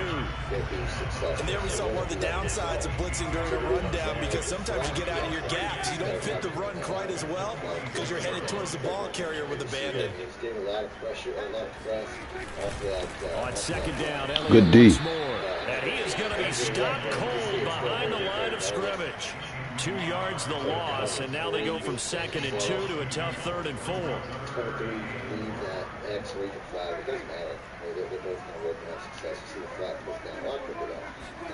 To throw is Prescott. Damn. Okay, then. Good looking out, Madden. Yeah, big play there. When you have a running back that you can use like a wide receiver, with that kind of versatility, you do as they did there. Get him out of the backfield and give those defensive backs something else to worry about. That might have been worth a challenge. Pollard here on first down. A pickup of about 3 yards as he's taken down at the 31. Give credit to the defense for stringing that play out, and they gave up no cutback angle. You know he's trying to dart through. No place for him to go. A nice job there, only giving up a 3-yard gain. They stay on the ground, but this time it's Elliott. And they'll get this one down to about the 20-yard line. Looks to me like maybe there's a little attrition setting in with this drive, because when you see that type of a run, I get the feeling the defense getting a little bit tired. And that's the last thing they need, especially when they look up at the scoreboard. Elliott. No dice this go around. He's hit behind the line and taken down. He'll lose a yard there, and it's 2nd and 11. Moving backwards on first down, never a good thing. What does that do for the mindset on 2nd down? Well, it changes your play call, definitely, because as a play caller, you're advancing yourself, thinking, okay, we're going to get a gain here. Now you've got to go back in reverse, come up with something to pick up not just the yardage lost, but gain a few extra. You can tell they wanted to get that ball downfield, but they had nothing working in the secondary, so he dropped it off to the running back. That one ended up incomplete. An incomplete pass on that last play, and that means they'll need to come up with something here on 3rd down.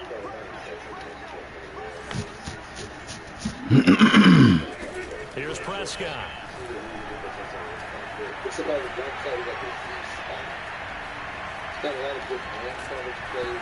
Good deep. Out on the hit, but they'll say it's incomplete. But we always talk about how you've got to be quick when you go through your progressions, and here's another prime example. Trying to look downfield, he was staying in the pocket, but just couldn't find anyone open, could he? No, not enough time. They hit him and forced that incompletion. Fuck. And this is just outside the right upright. It's no good, and this score will stay right where it is. Well, this winds up an empty possession. Everything looked okay. He just never got the ball on target. And knowing him, he'll be disappointed with that effort. They start the drive with Cook. And he'll be brought down shy of the 40 at the 38-yard line. 57 yards on the ground for him so far. But I remember a coaching friend of mine used to tell his running backs before games, make sure you run and jog with your offensive line. Pre-game, get used to the ground shaking when those big behemoths starting to create space for you up front. He did a pretty good job of just following those guys through there for a nice explosive run. 3 quarters in the books. NFL on EA Sports. Back-to-back good plays have them on the move on first down. Cousins gives way to Cook. Got a pretty big hole as he's down to about the 40. 9 yards is the pickup there, and they'll have a 2nd and 1. That's a really nice job by them picking up the run blitz and detecting it and blocking it and turning it into a nice run. And a lot of times you think if you blitz a running play, you're going to smother it. But a lot of the blitzers, they come in a little bit high. They don't have great leverage, and they're easily blocked and turned to the side. Another carry for their leader, and a good one. It's crunch time. They'll need him to continue to be productive in both the run and passing game in order for them to try and snatch a victory. On 1st and 10, Cousins. Swinging this out wide here for Cook. And he will lose yardage here to the 31-yard line. He was unable to shake free there, and they'll cover him for a loss of a yard. To throw again on 2nd down, Cousins. And he'll be hit as he releases it, and that'll fall incomplete. Really nice play by the guys on the defensive side of the ball, but for the guys on the offensive line, they're doing a nice job of trying to protect their passer. But when a guy hops in the air and goes airborne to try and knock one away, it's difficult because you can't reach out and grab him. That'll be a holding. Ooh, he caught that shit. What you do is make some type of a play on him, make some type of contact to try and get his arms out of the sky. So from the 17 now, here's a 1st and 10. From the red zone now, Cousins. Off the mark, too far out in front, and it's incomplete. Okay, I'm not quite sure how to judge that one. Maybe didn't have enough legs underneath him. Mechanics might have been off. Maybe some fatigue. That one came up short. That 4th quarter, maybe you do start to watch as the arm there, the leg's still there. This has been a tough game. To the right side. All by himself. And the Vikings are going to have a 1st and goal as the tackle is made at about the 5.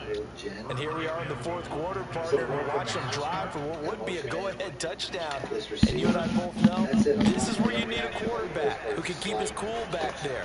Not just for himself, but to keep the rest of the team relaxed, too.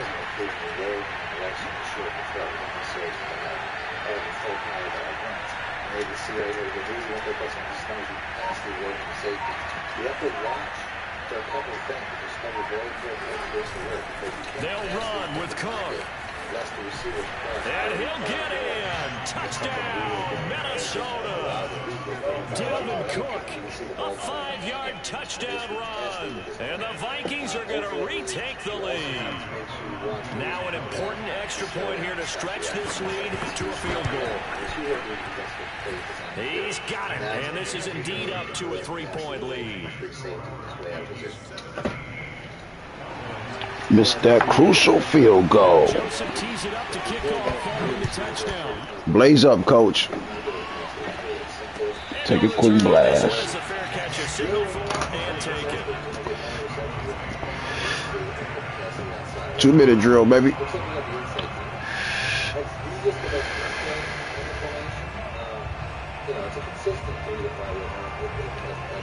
About set for this next drive by the Cowboys offense. And they have to feel like they missed on an opportunity for points last time when they couldn't connect on that short field goal drive.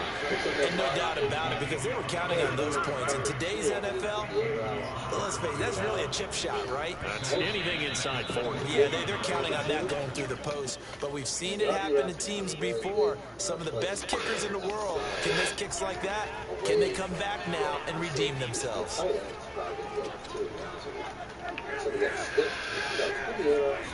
Now on 2nd and 13, Prescott. Ooh, good shit, good shit, good shit. It's intercepted. Picked off by Harrison Smith. When you talk about making winning plays, that is a winning play at this stage of the game. Good shit, good shit. That interception huge. I like how you identified that, because most people think winning plays are the offense trying to get it done. In this case, nursing a lead, they found a way to make a play on that side of the ball and maybe finish things off. Now the Cowboys going to burn the first of their timeouts as they'll talk things over prior to this upcoming 2nd down play.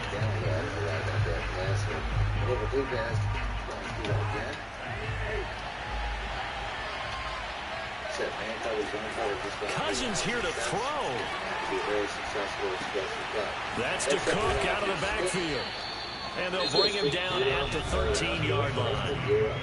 The Cowboys going to use their 2nd timeout now, as they'll head to the sideline and talk over what to do next. 3rd down, Dalvin Cook. And the second wave of tacklers is going to get him as they stop him behind the line.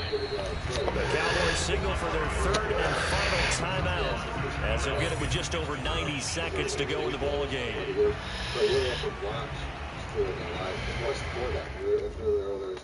Once he gets past him enough, like I said right here, he slows down. So the field goal unit is on the field, as this is a big spot right here. From the right hash, just a 34-yard attempt. The kick by Joseph is good. And they stretch the lead to 6. It's 20-14 now. So they get the 3, but you wonder now, is that going to be enough? Excellent question, because when I look at the smiles on that side of the field, it's a little tight, aren't they? If they had scored a touchdown there, those would be big half-moon grins right now, because they'd feel a whole lot better about their position. And a touchdown in the other direction, all of a sudden they're down. Wide flex or trio wide flex, something like that. There's always going to be this play. The Dallas offense here set to begin the drive. They're down here in a one-score game, but the time, it's a factor, but it's not a huge factor right now, is it? It's really not, because Pay attention, pay attention. gives them a chance to run their offense, to go through play sequences. And this is what they work on every week in practice, usually on a Friday. They go over this type of a situation, late game situation. What are we going to do when we have the opportunity? They've called these plays a bunch of times. Now's their chance to execute. They have the opportunity now. Here's the execution. And take this to the other side of midfield before going out of bounds. Well, they got the yardage they needed there. Picked up the first down, got out of bounds. How about the urgency that they have, as well as the understanding where they are on the field? He'll fire deep downfield for Lamb. And this one is incomplete. I like the thought process there. They connected on a big play, and sometimes you find the defense vulnerable. So they went for the bigger shot, went for it all on that one. This time, they were ready for it. Here's Prescott. Toward the sideline, and look at that catch. Dragging the toes. And that's going to be a first down. Well done. Working the sideline there. Good route, good catch. First down, and he gets out of bounds. They have to like the play call because you have to run some guys down the middle of the field to draw some of the defenders away. They can't just let them guard the sideline exclusively. That's how it's going to work. Sidelines and then completions to use the clock. Motherfucker. First down, but it winds up incomplete. That's certainly not the worst thing. It stops the clock and lets your offense catch its breath and lets us exhale a little bit. Now I expect them to call a couple plays in the huddle, so they're ready if a tackle happens inbounds. To throw, Prescott. He finds his target. It's Schultz. They do get a couple, but they'll be left staring at a 3rd and 8 coming up. Here's Dak.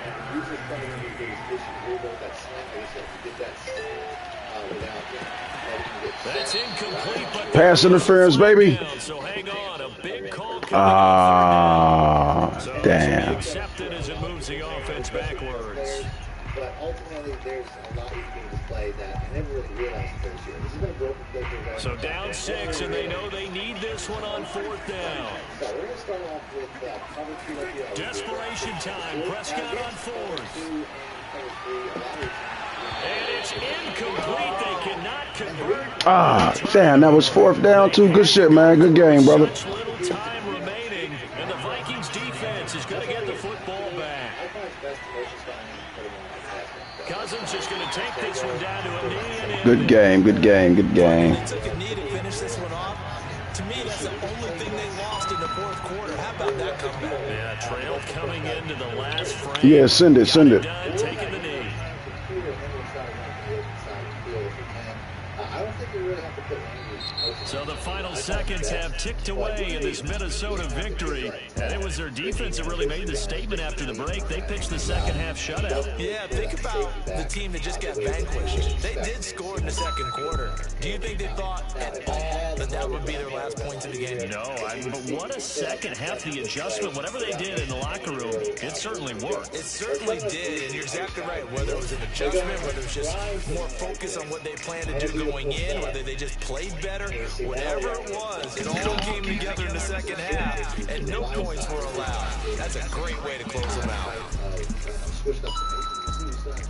So you really have to run it from the hash mark. I think that's really the key to success on this play. Now, they don't have the same success against cover 2 man, so let's pick that. Now, against man cover 2 is a fully different setup. All I'm going to do now is put the wide out on the street, and this is going to be pretty much the exact same thing. I'm going to actually run out of the run after, which I didn't really want to do.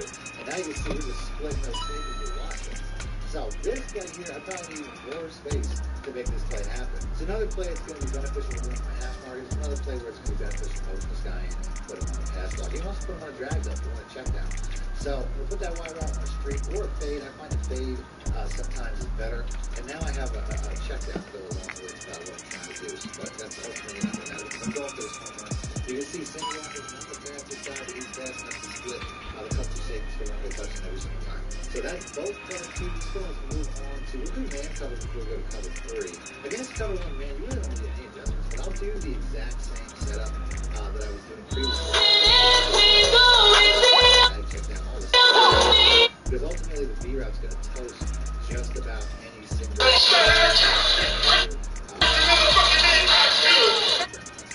So not a lot to really know about that particular play, but ultimately. Important Township, here we go. You could run it the cover 2 way that I was just showing.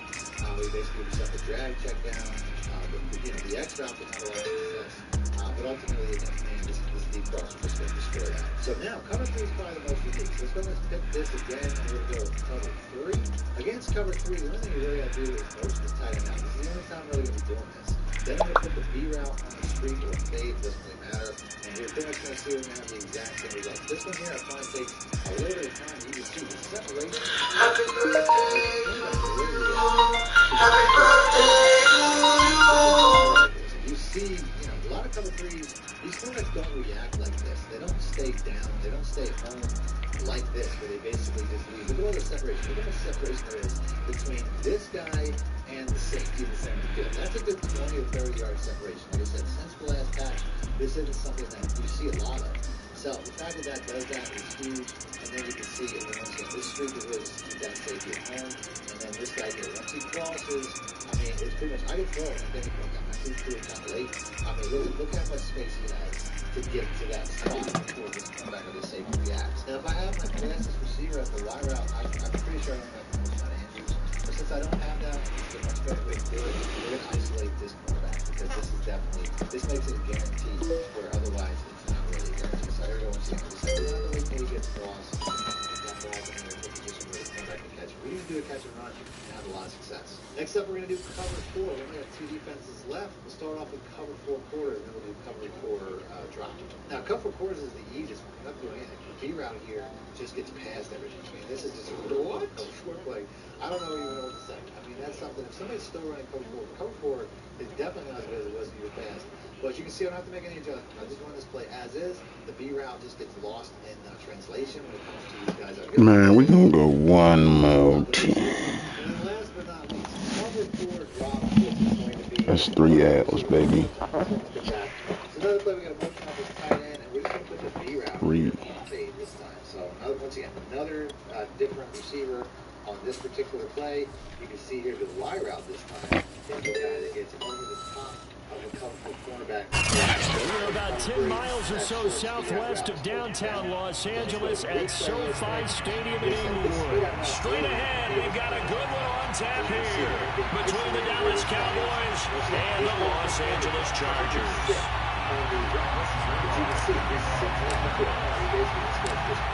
Greg Zuerlein now. He'll handle the honors to get us started. And we are underway in Southern California.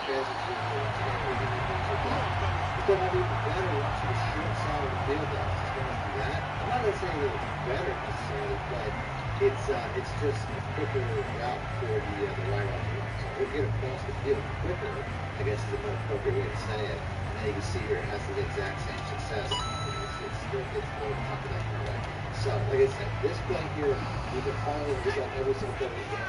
You can home run every single defensive game, which to me is just a flat out one. So they'll run for the first time with Austin Eckler. And he will lose yardage here back at the 23-yard line. Call it officially a loss of 2 on the first play from scrimmage. Second down. They'll fake the handoff. Now Herbert. And the Cowboys pressure gets there this time for the sack. After the sack, they'll come up now 3rd and long. Yeah, I wouldn't be surprised to see them run the ball here just to try and get some space. And this pass broken up. The contact well timed there, and now 4th down. So the defense able to get off the field here on 3rd down. And it's one of the goals of the game. They've got to be effective on passing downs. It's one of the few things defenses chart. How did we do on 3rd down? That's a nice start for them in this one. If I had a route that maybe pulled that guy down there to figure, trying to pass these out because like I said, it's definitely there. 51 yards on the punt there. And the Cowboys will take over the football with a 1st and 10.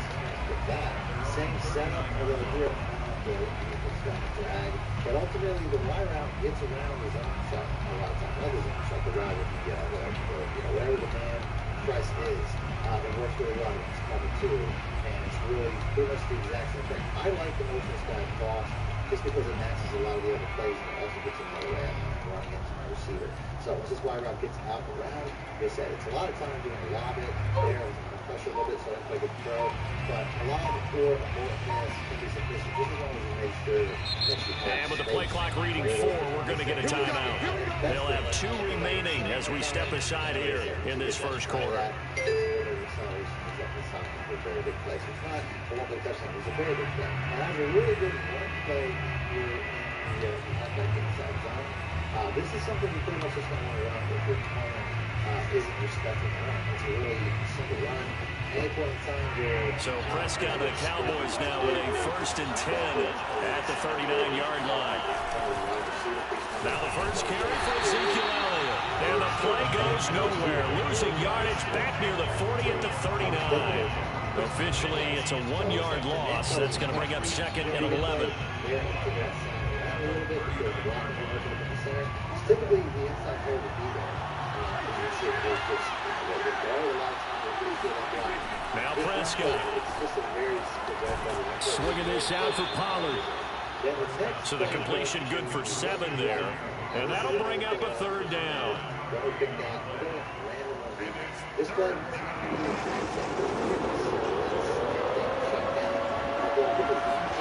Now Prescott. Open man layup. It's complete. And he will have a Cowboys first down. They needed 4. He doubled that. He wound up getting 8. Would it be safe to say that as precise as routes are supposed to be run in the NFL, maybe they're not quite as precise in college ball? That's accurate, yeah.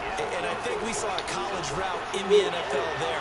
Just find the soft spot, find the dead zone, and find the first down. And that's what he just did. 3 yards the gain there, second down.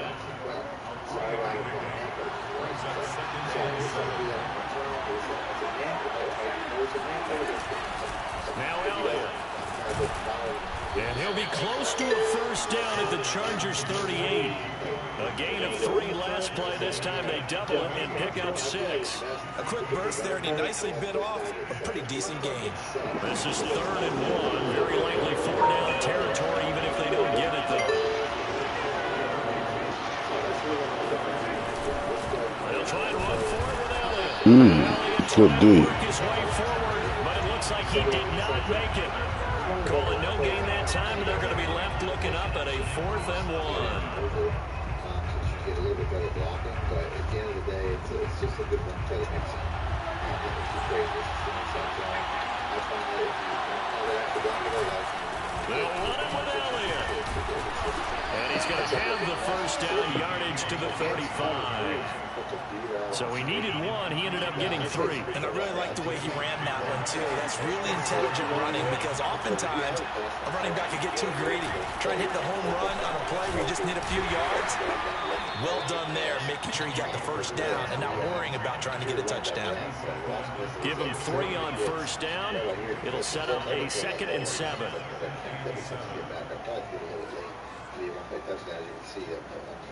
The timing, that's the most important thing, because now the safety's reacting. So really watch for that quarterback to flip his hips and turn around. Let's do that again.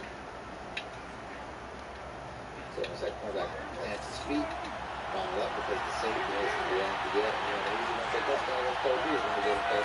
On play action, Prescott. He'll rifle this one deep right side. Good D. Rifles one that's intercepted. Picked off by Asante Samuel Jr. And the Chargers are going to get possession of the football as time will run out on this first quarter of play. We're scoreless after 1. Charger football to start quarter number 2 as they get set to start. Playing around, fellas.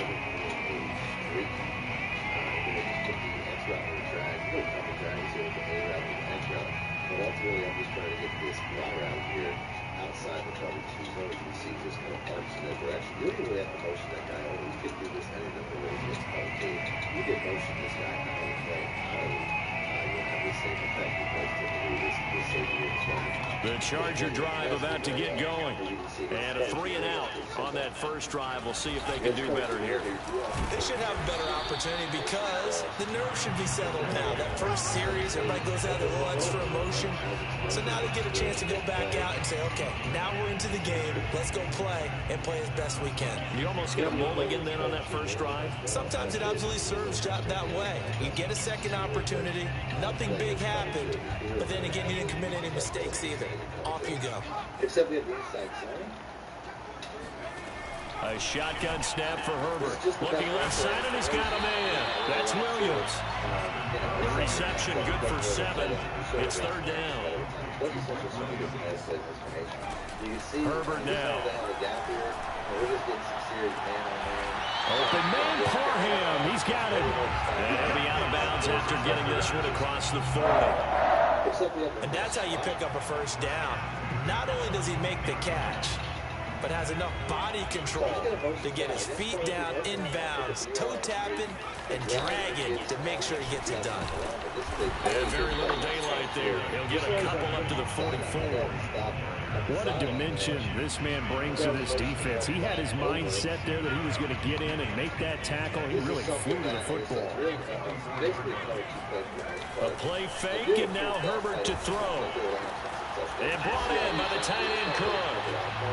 4 yards on the completion, and it sets up a third down. Oh, it's time to give a little credit there to the defense. They played that very well because it was a drag route, and he ran a little shallower than normal as he worked straight across the field. He was hoping he'd get lost behind the defensive line. Good shit, good shit. It's intercepted. Picked off by Kelvin Joseph.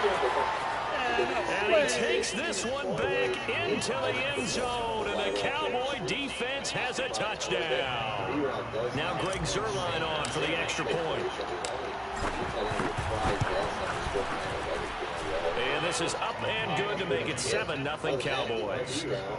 Also a pretty good play before it from the backfield. You can see never be successful. I think that would. So they throw the pick six. They'll get another shot at it now as this one's in the air. And that one will bounce out of the back of the end zone, so we will start here at the 25. The Charger drive about to get going. It's their third drive now, and so far we've seen a punt. In that second drive, CD, they turned the ball over, so not the start that they were trying to get it to Williams, but it's intercepted.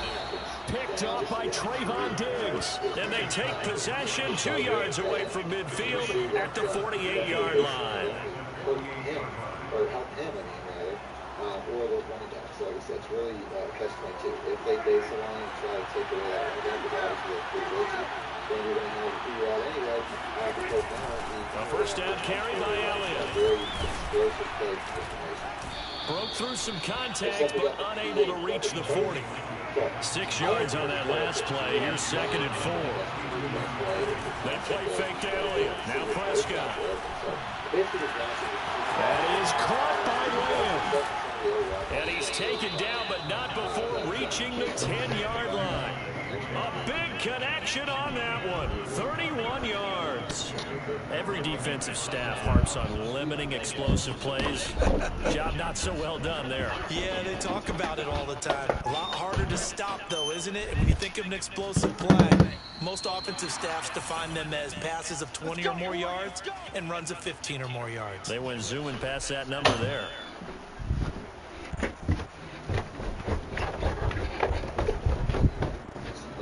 You also block the around because that line pull back the safety a little bit, but you can see how you see how an opportunity to pass. That route right there definitely is a good check. On first down, it's Elliott, and he'll take this one inside the 10 down to the 8. The Chargers going to signal for the first of their timeouts. It's just their first, so they'll have 2 remaining here before we get to halftime. Elliott going to get it again on 2nd down. And he'll take it into the end zone for a Cowboy touchdown. Ezekiel Elliott, an 8-yard touchdown run. And the Cowboys, they push out in front further. Zuerlein connects on the extra point, and that'll make the score 14-0. That's a good man route as well, obviously. So the extra really is a snack. Now after the touchdown, it's Zuerlein. He'll kick it away. Andre Roberts now to return it. And he returns this to the 22.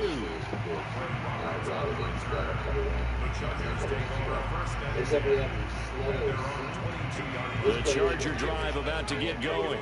And last time, 1 play interception. So this offense, they should be fresh. That's a good way of putting it. Damn. 3rd interception. Picked off at the 48. And his guys are going to get the football. Don't worry, I know how I feel. 7-yard line. 2nd straight drive now here, Charles, that have ended with an interception. And I just wonder, because I don't think it's going to rattle him necessarily, but I also wonder if it's going to nerve him a little bit. Does it lead to another one, or does he find a way to pull it together and become sharp again? They've got good starting field position as they come up here 1st and 10 on their side of midfield at the 47. And he's going to get across midfield and into Charger territory. The last run got 6. Now 2nd and 4. Prescott from the gun.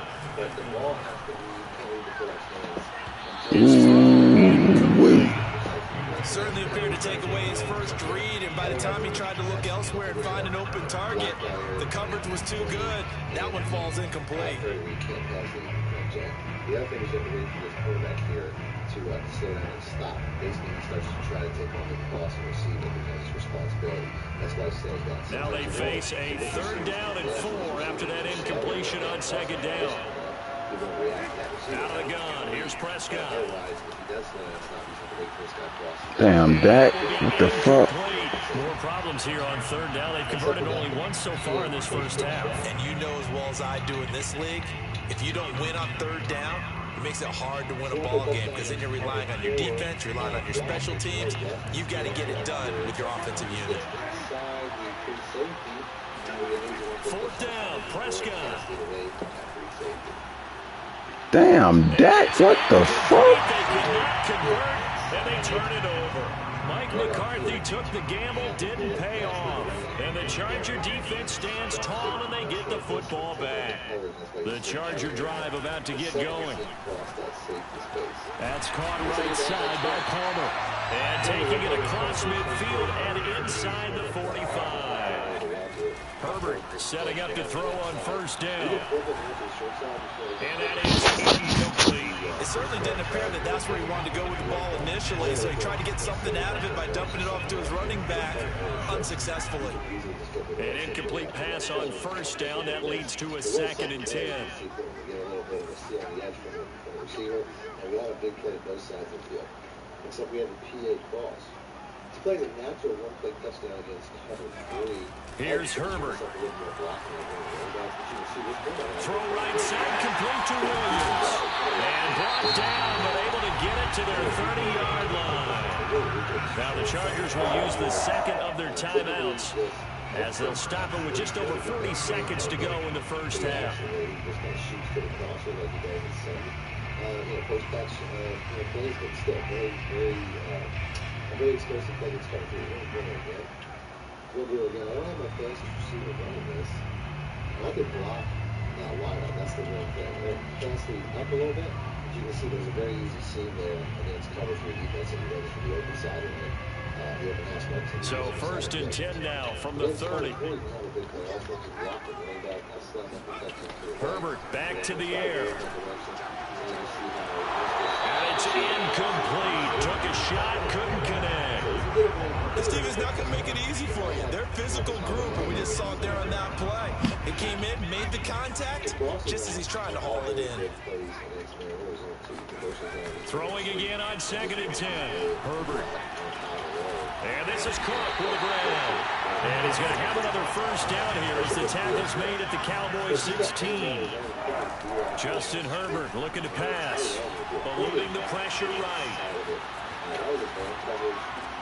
And this is caught. Touchdown. Wait, hold a second here. Flag down. Let's see if this will stand.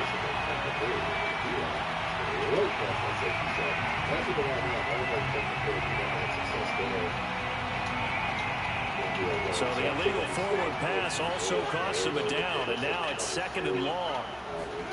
Out of the gun, Herbert. And he can't get rid of it. He's taken down. Now whistles and a timeout with 3 seconds left in the first half.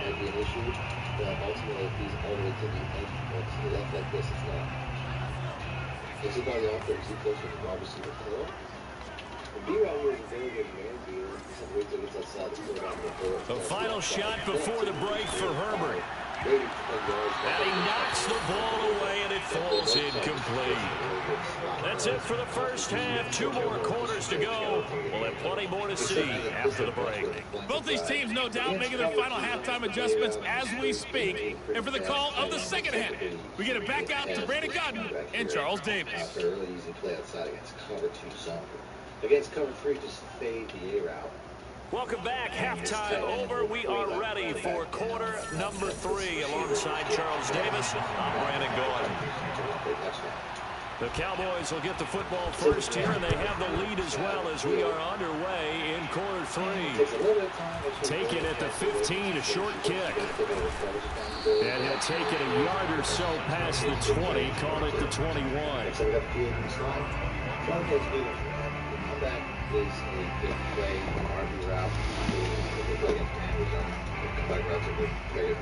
About set for this next drive by the Cowboys offense. Second half starts with a carry by Elliott. Past the 25 to the 26, a gain of 5. Decided to hand it off that time on the run-pass option. Appeared to be an easy decision. Just gave it inside. Nice steady gain.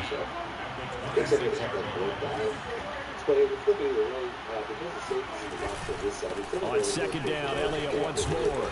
And he'll get about 3 here as he's out to the 30. Tough day, tough sledding right there, and it's been that way the entire game. Not a whole lot of room to ramble for him. Yeah, you're right. It's been that way all afternoon. Didn't get a whole lot better there. On third down, good deep. head in the backfield, and he will not escape. And that is not going to get it done. A 3-yard loss. Fourth down now. And plays like that are exactly what this defense needs here early in the second half to give it a little spark. I think their halftime adjustments, what they talked about, maybe just a little inspirational speech. Who knows? But looks like they're ready to go.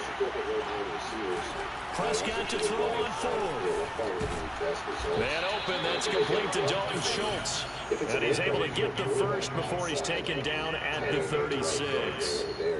Both sides were holding their breath there on that fourth down play, and the offense can breathe a sigh of relief. And both knew exactly where the first down markers were. You know the defense is trying to guard those sticks and try and keep people in front, but somehow, some way, those guys found a way to pick it up. Basically, once he gets past the quarterback here, he can basically, you can really get some explosive impact touchdowns if you get a good catch and run. But that's going to be your best. So from the 36 now, first and 10. Throwing, Prescott. Got an open man. It's Michael Gallup, and he'll be stopped right at midfield. And now we get into the psychology of the whole thing, because a lot of teams with a 2-score lead in the third quarter, they almost become defensive with their offense, just playing not to lose. I think with this team, you got to figure at this point, this is a great spot for them to go into attack mode, really try and put the hammer down and finish this one off. 43 yards rushing for him now in the ball game. They're in a pretty good spot right now with a convincing lead. I think this is where they put on the boxing gloves, start to try and pound them into submission. And the offensive line, they've controlled this game. I don't see why that trend would change now.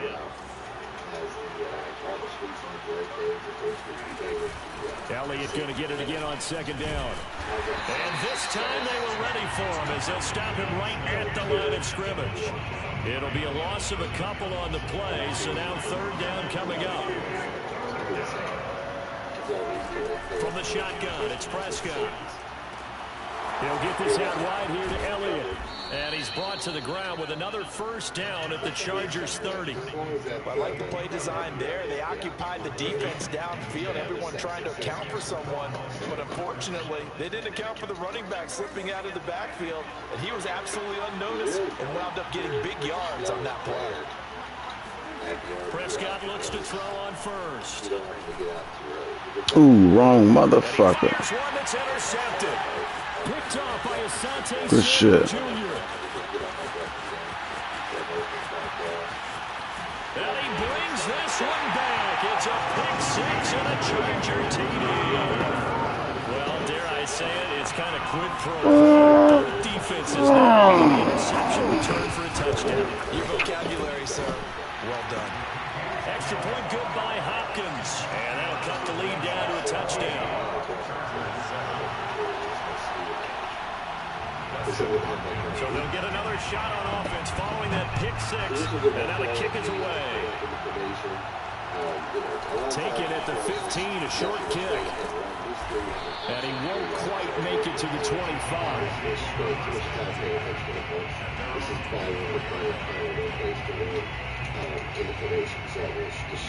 About set for this next drive by the Cowboys offense. And last time, decent field position through the pick six. Obviously costly.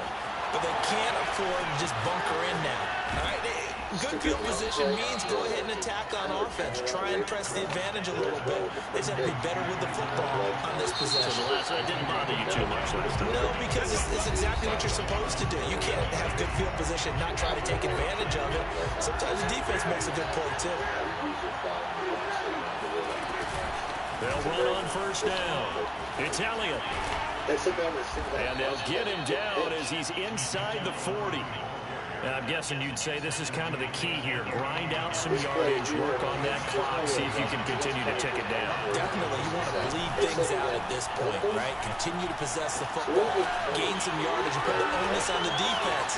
Do they have to use timeouts? What are they going to do to stop you? You're taking charge.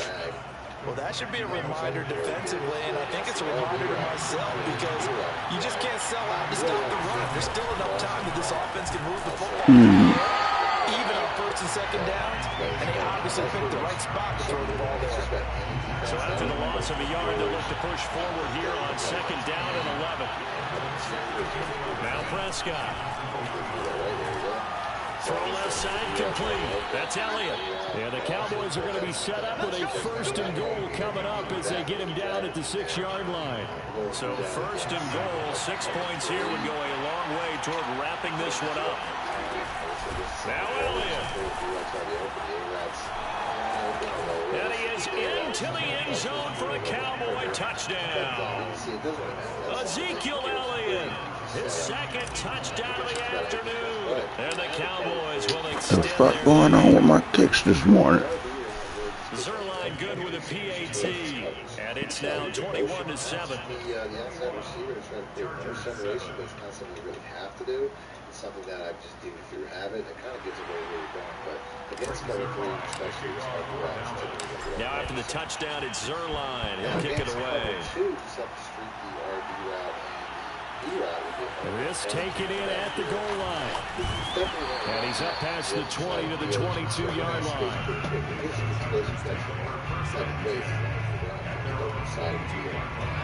The Charger drive about to get going. On first down, Justin Herbert. Flush to his right. And that is intercepted on the sideline. Wait, no. They'll say no. It was caught out of bounds. So this is just an incompletion here. Here's second and 10. Now Herbert with it, looking to pass. Escaping the pressure right. On the run, he'll let this go deep right side. And that's going to be incomplete. Good effort there, trying to take a shot, but it's third down. The Chargers on third down. They've only converted once in 4 tries. This is 3rd and 10. Back to throw here, Herbert. Going deep here for Allen. And this is intercepted, and that should do it. Picked up by DeMonte Casey. They will finally stop him as he's down to the 40-yard line. Well, time, I mean, certainly not on their side offensively. They had to take some chances, but that interception will further hinder their already slim chance at victory. Yeah, and you're talking about time not on their side, but it certainly is on the defensive side, and they understood that. They knew they had to press it a little bit, and they planned accordingly, and what a benefit for them, able to pick that one off and hopefully put this game away. He's going to let this go. Back of the end zone. That is caught. It's Cooper for the Cowboy touchdown. Wow, I wasn't expecting that. Dak Prescott, probably not the first name you think of in terms of strongest arms in the NFL, but he showed it off there. And as that ball was hanging in the air with the receiver streaking downfield to meet it, here in the stadium, you could just sense the crowd thinking, oh no! And their worst fears were realized as that one turned into a long touchdown. And that ball traveling 68 yards in the air according to next-gen stats. Zerline connects on the extra point, and the lead now to 3 touchdowns at 21. Pretty much every round here should have success against man as well. So that's a cover 3, and it's still working to the outside. So you really have a lot of opportunity all over the field. This is a play that really works well against man. Pretty much everybody proper time and with these streaking tight ends. So that probably is an easy touchdown. Now after the touchdown, it's Zerline. He'll kick it away. Here's the all-pro returner from 2018, Andre Roberts. And he'll be tackled just shy of the 25.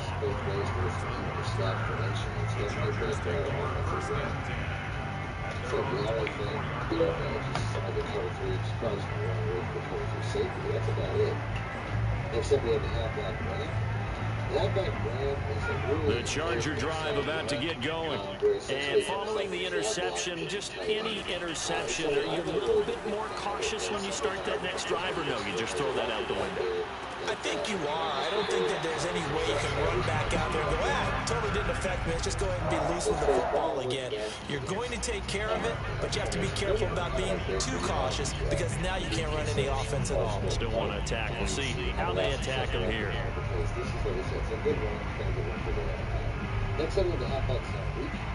So from the 36 now, 1st and 10. From the shotgun, here's Herbert. That's complete to Austin Eckler, the running back. And he'll be taken down, but not before he works it past the 50.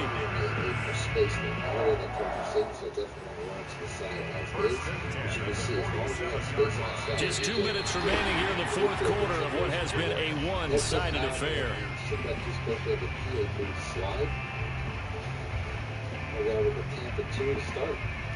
So it's Charger football as we welcome you back from the 2-minute warning. They've got a 1st and 10 as they search for a late score. Meanwhile,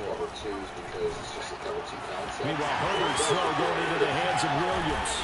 And he'll go down, but not before getting this inside the 30. Herbert on 1st down now. Flushed out right. And out of bounds right around the 20. The improv on the scramble there gets him 6, and it'll be 2nd down.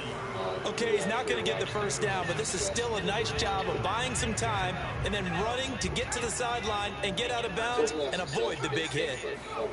Looking to throw again on 2nd down. Herbert buying time to his left. It's Williams on the catch. And he is out of bounds, getting it down to the 10. Well, this game was decided a while ago, and that completion there is going to artificially inflate his passing numbers. So right now, the only one really applauding probably his agent as he thinks about angling for a new contract. On 1st down, it's Herbert. And that is caught, but the back judge right there to say incomplete. At this point in the game, they've got to continue to try anything they can. They're still working at it, even though this one feels like a lost cause. 2nd and 10, here's Herbert once more. Throwing the out route incomplete. It's Cook. They get 6. That'll leave them with 3rd and 4. Herbert. Eluding the pressure right. He finds his receiver Williams for a Charger touchdown. 4 yards on the touchdown grab. And the Chargers have got it back to a 2-score game here in the 4th. Hopkins with the extra point, and the lead will be cut down to 14.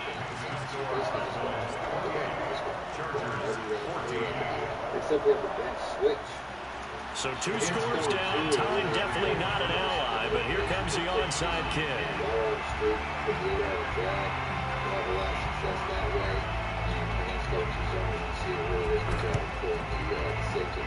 And this one travels out of bounds, so unsuccessful there on the onside kick drive. Similar setup where you're streaking and you get a bunch concept with the wire out flat and has the exact same effect as you see when you're back to safety. There's a lot of ways to do it. But you can do that exact same stuff in this pretty much end zone, and it'll have success, especially the X route will have success. This play runs pretty good as is, but I really need to rely on. Well, Prescott here to throw. Letting one fly deep for Cooper. And it's intercepted at the goal line. Derwin James with a pick. And the Chargers are right back in this football game. Well, in all likelihood, this ball game's still over. I mean, even with the interception, 2-score game, they need a miracle. Curious decision to even throw the ball in that situation, but maybe they saw a stacked line of scrimmage and said, hey, it's better to try and throw than to try and run against it. In any event, I think you're exactly right.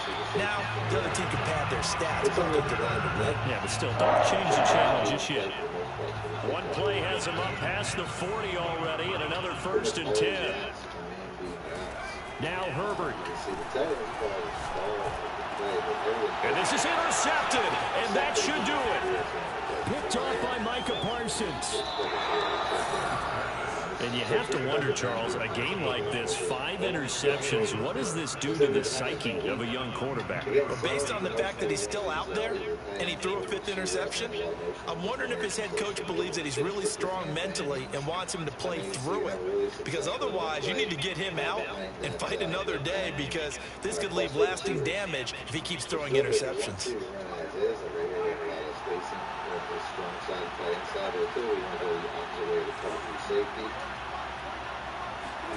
Following the interception, here's Prescott. Looking deep in the direction of Cooper. That is caught. It's Cooper for the Cowboy touchdown. Amari Cooper, 2 catches, 2 touchdowns here so far. And the Cowboys have pretty well put it away here in the 4th quarter. Zerline now for the PAT.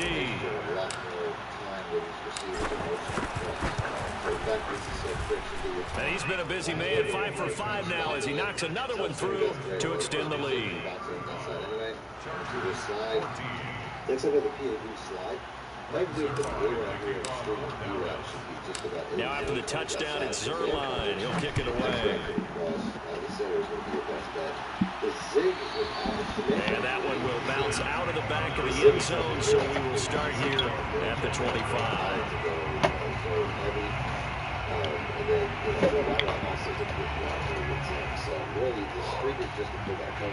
The Charger drive about to get going.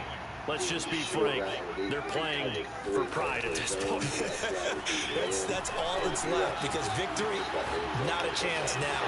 And I can't wait to see how they actually go about doing it, because there are a lot of people watching the body language of the guys on the field now, and if they call plays they want executed, they need to do that and do it really well. Otherwise, there could be repercussions. We'll see how they handle the waning moments of this one. And he will go down. A Cowboys sack.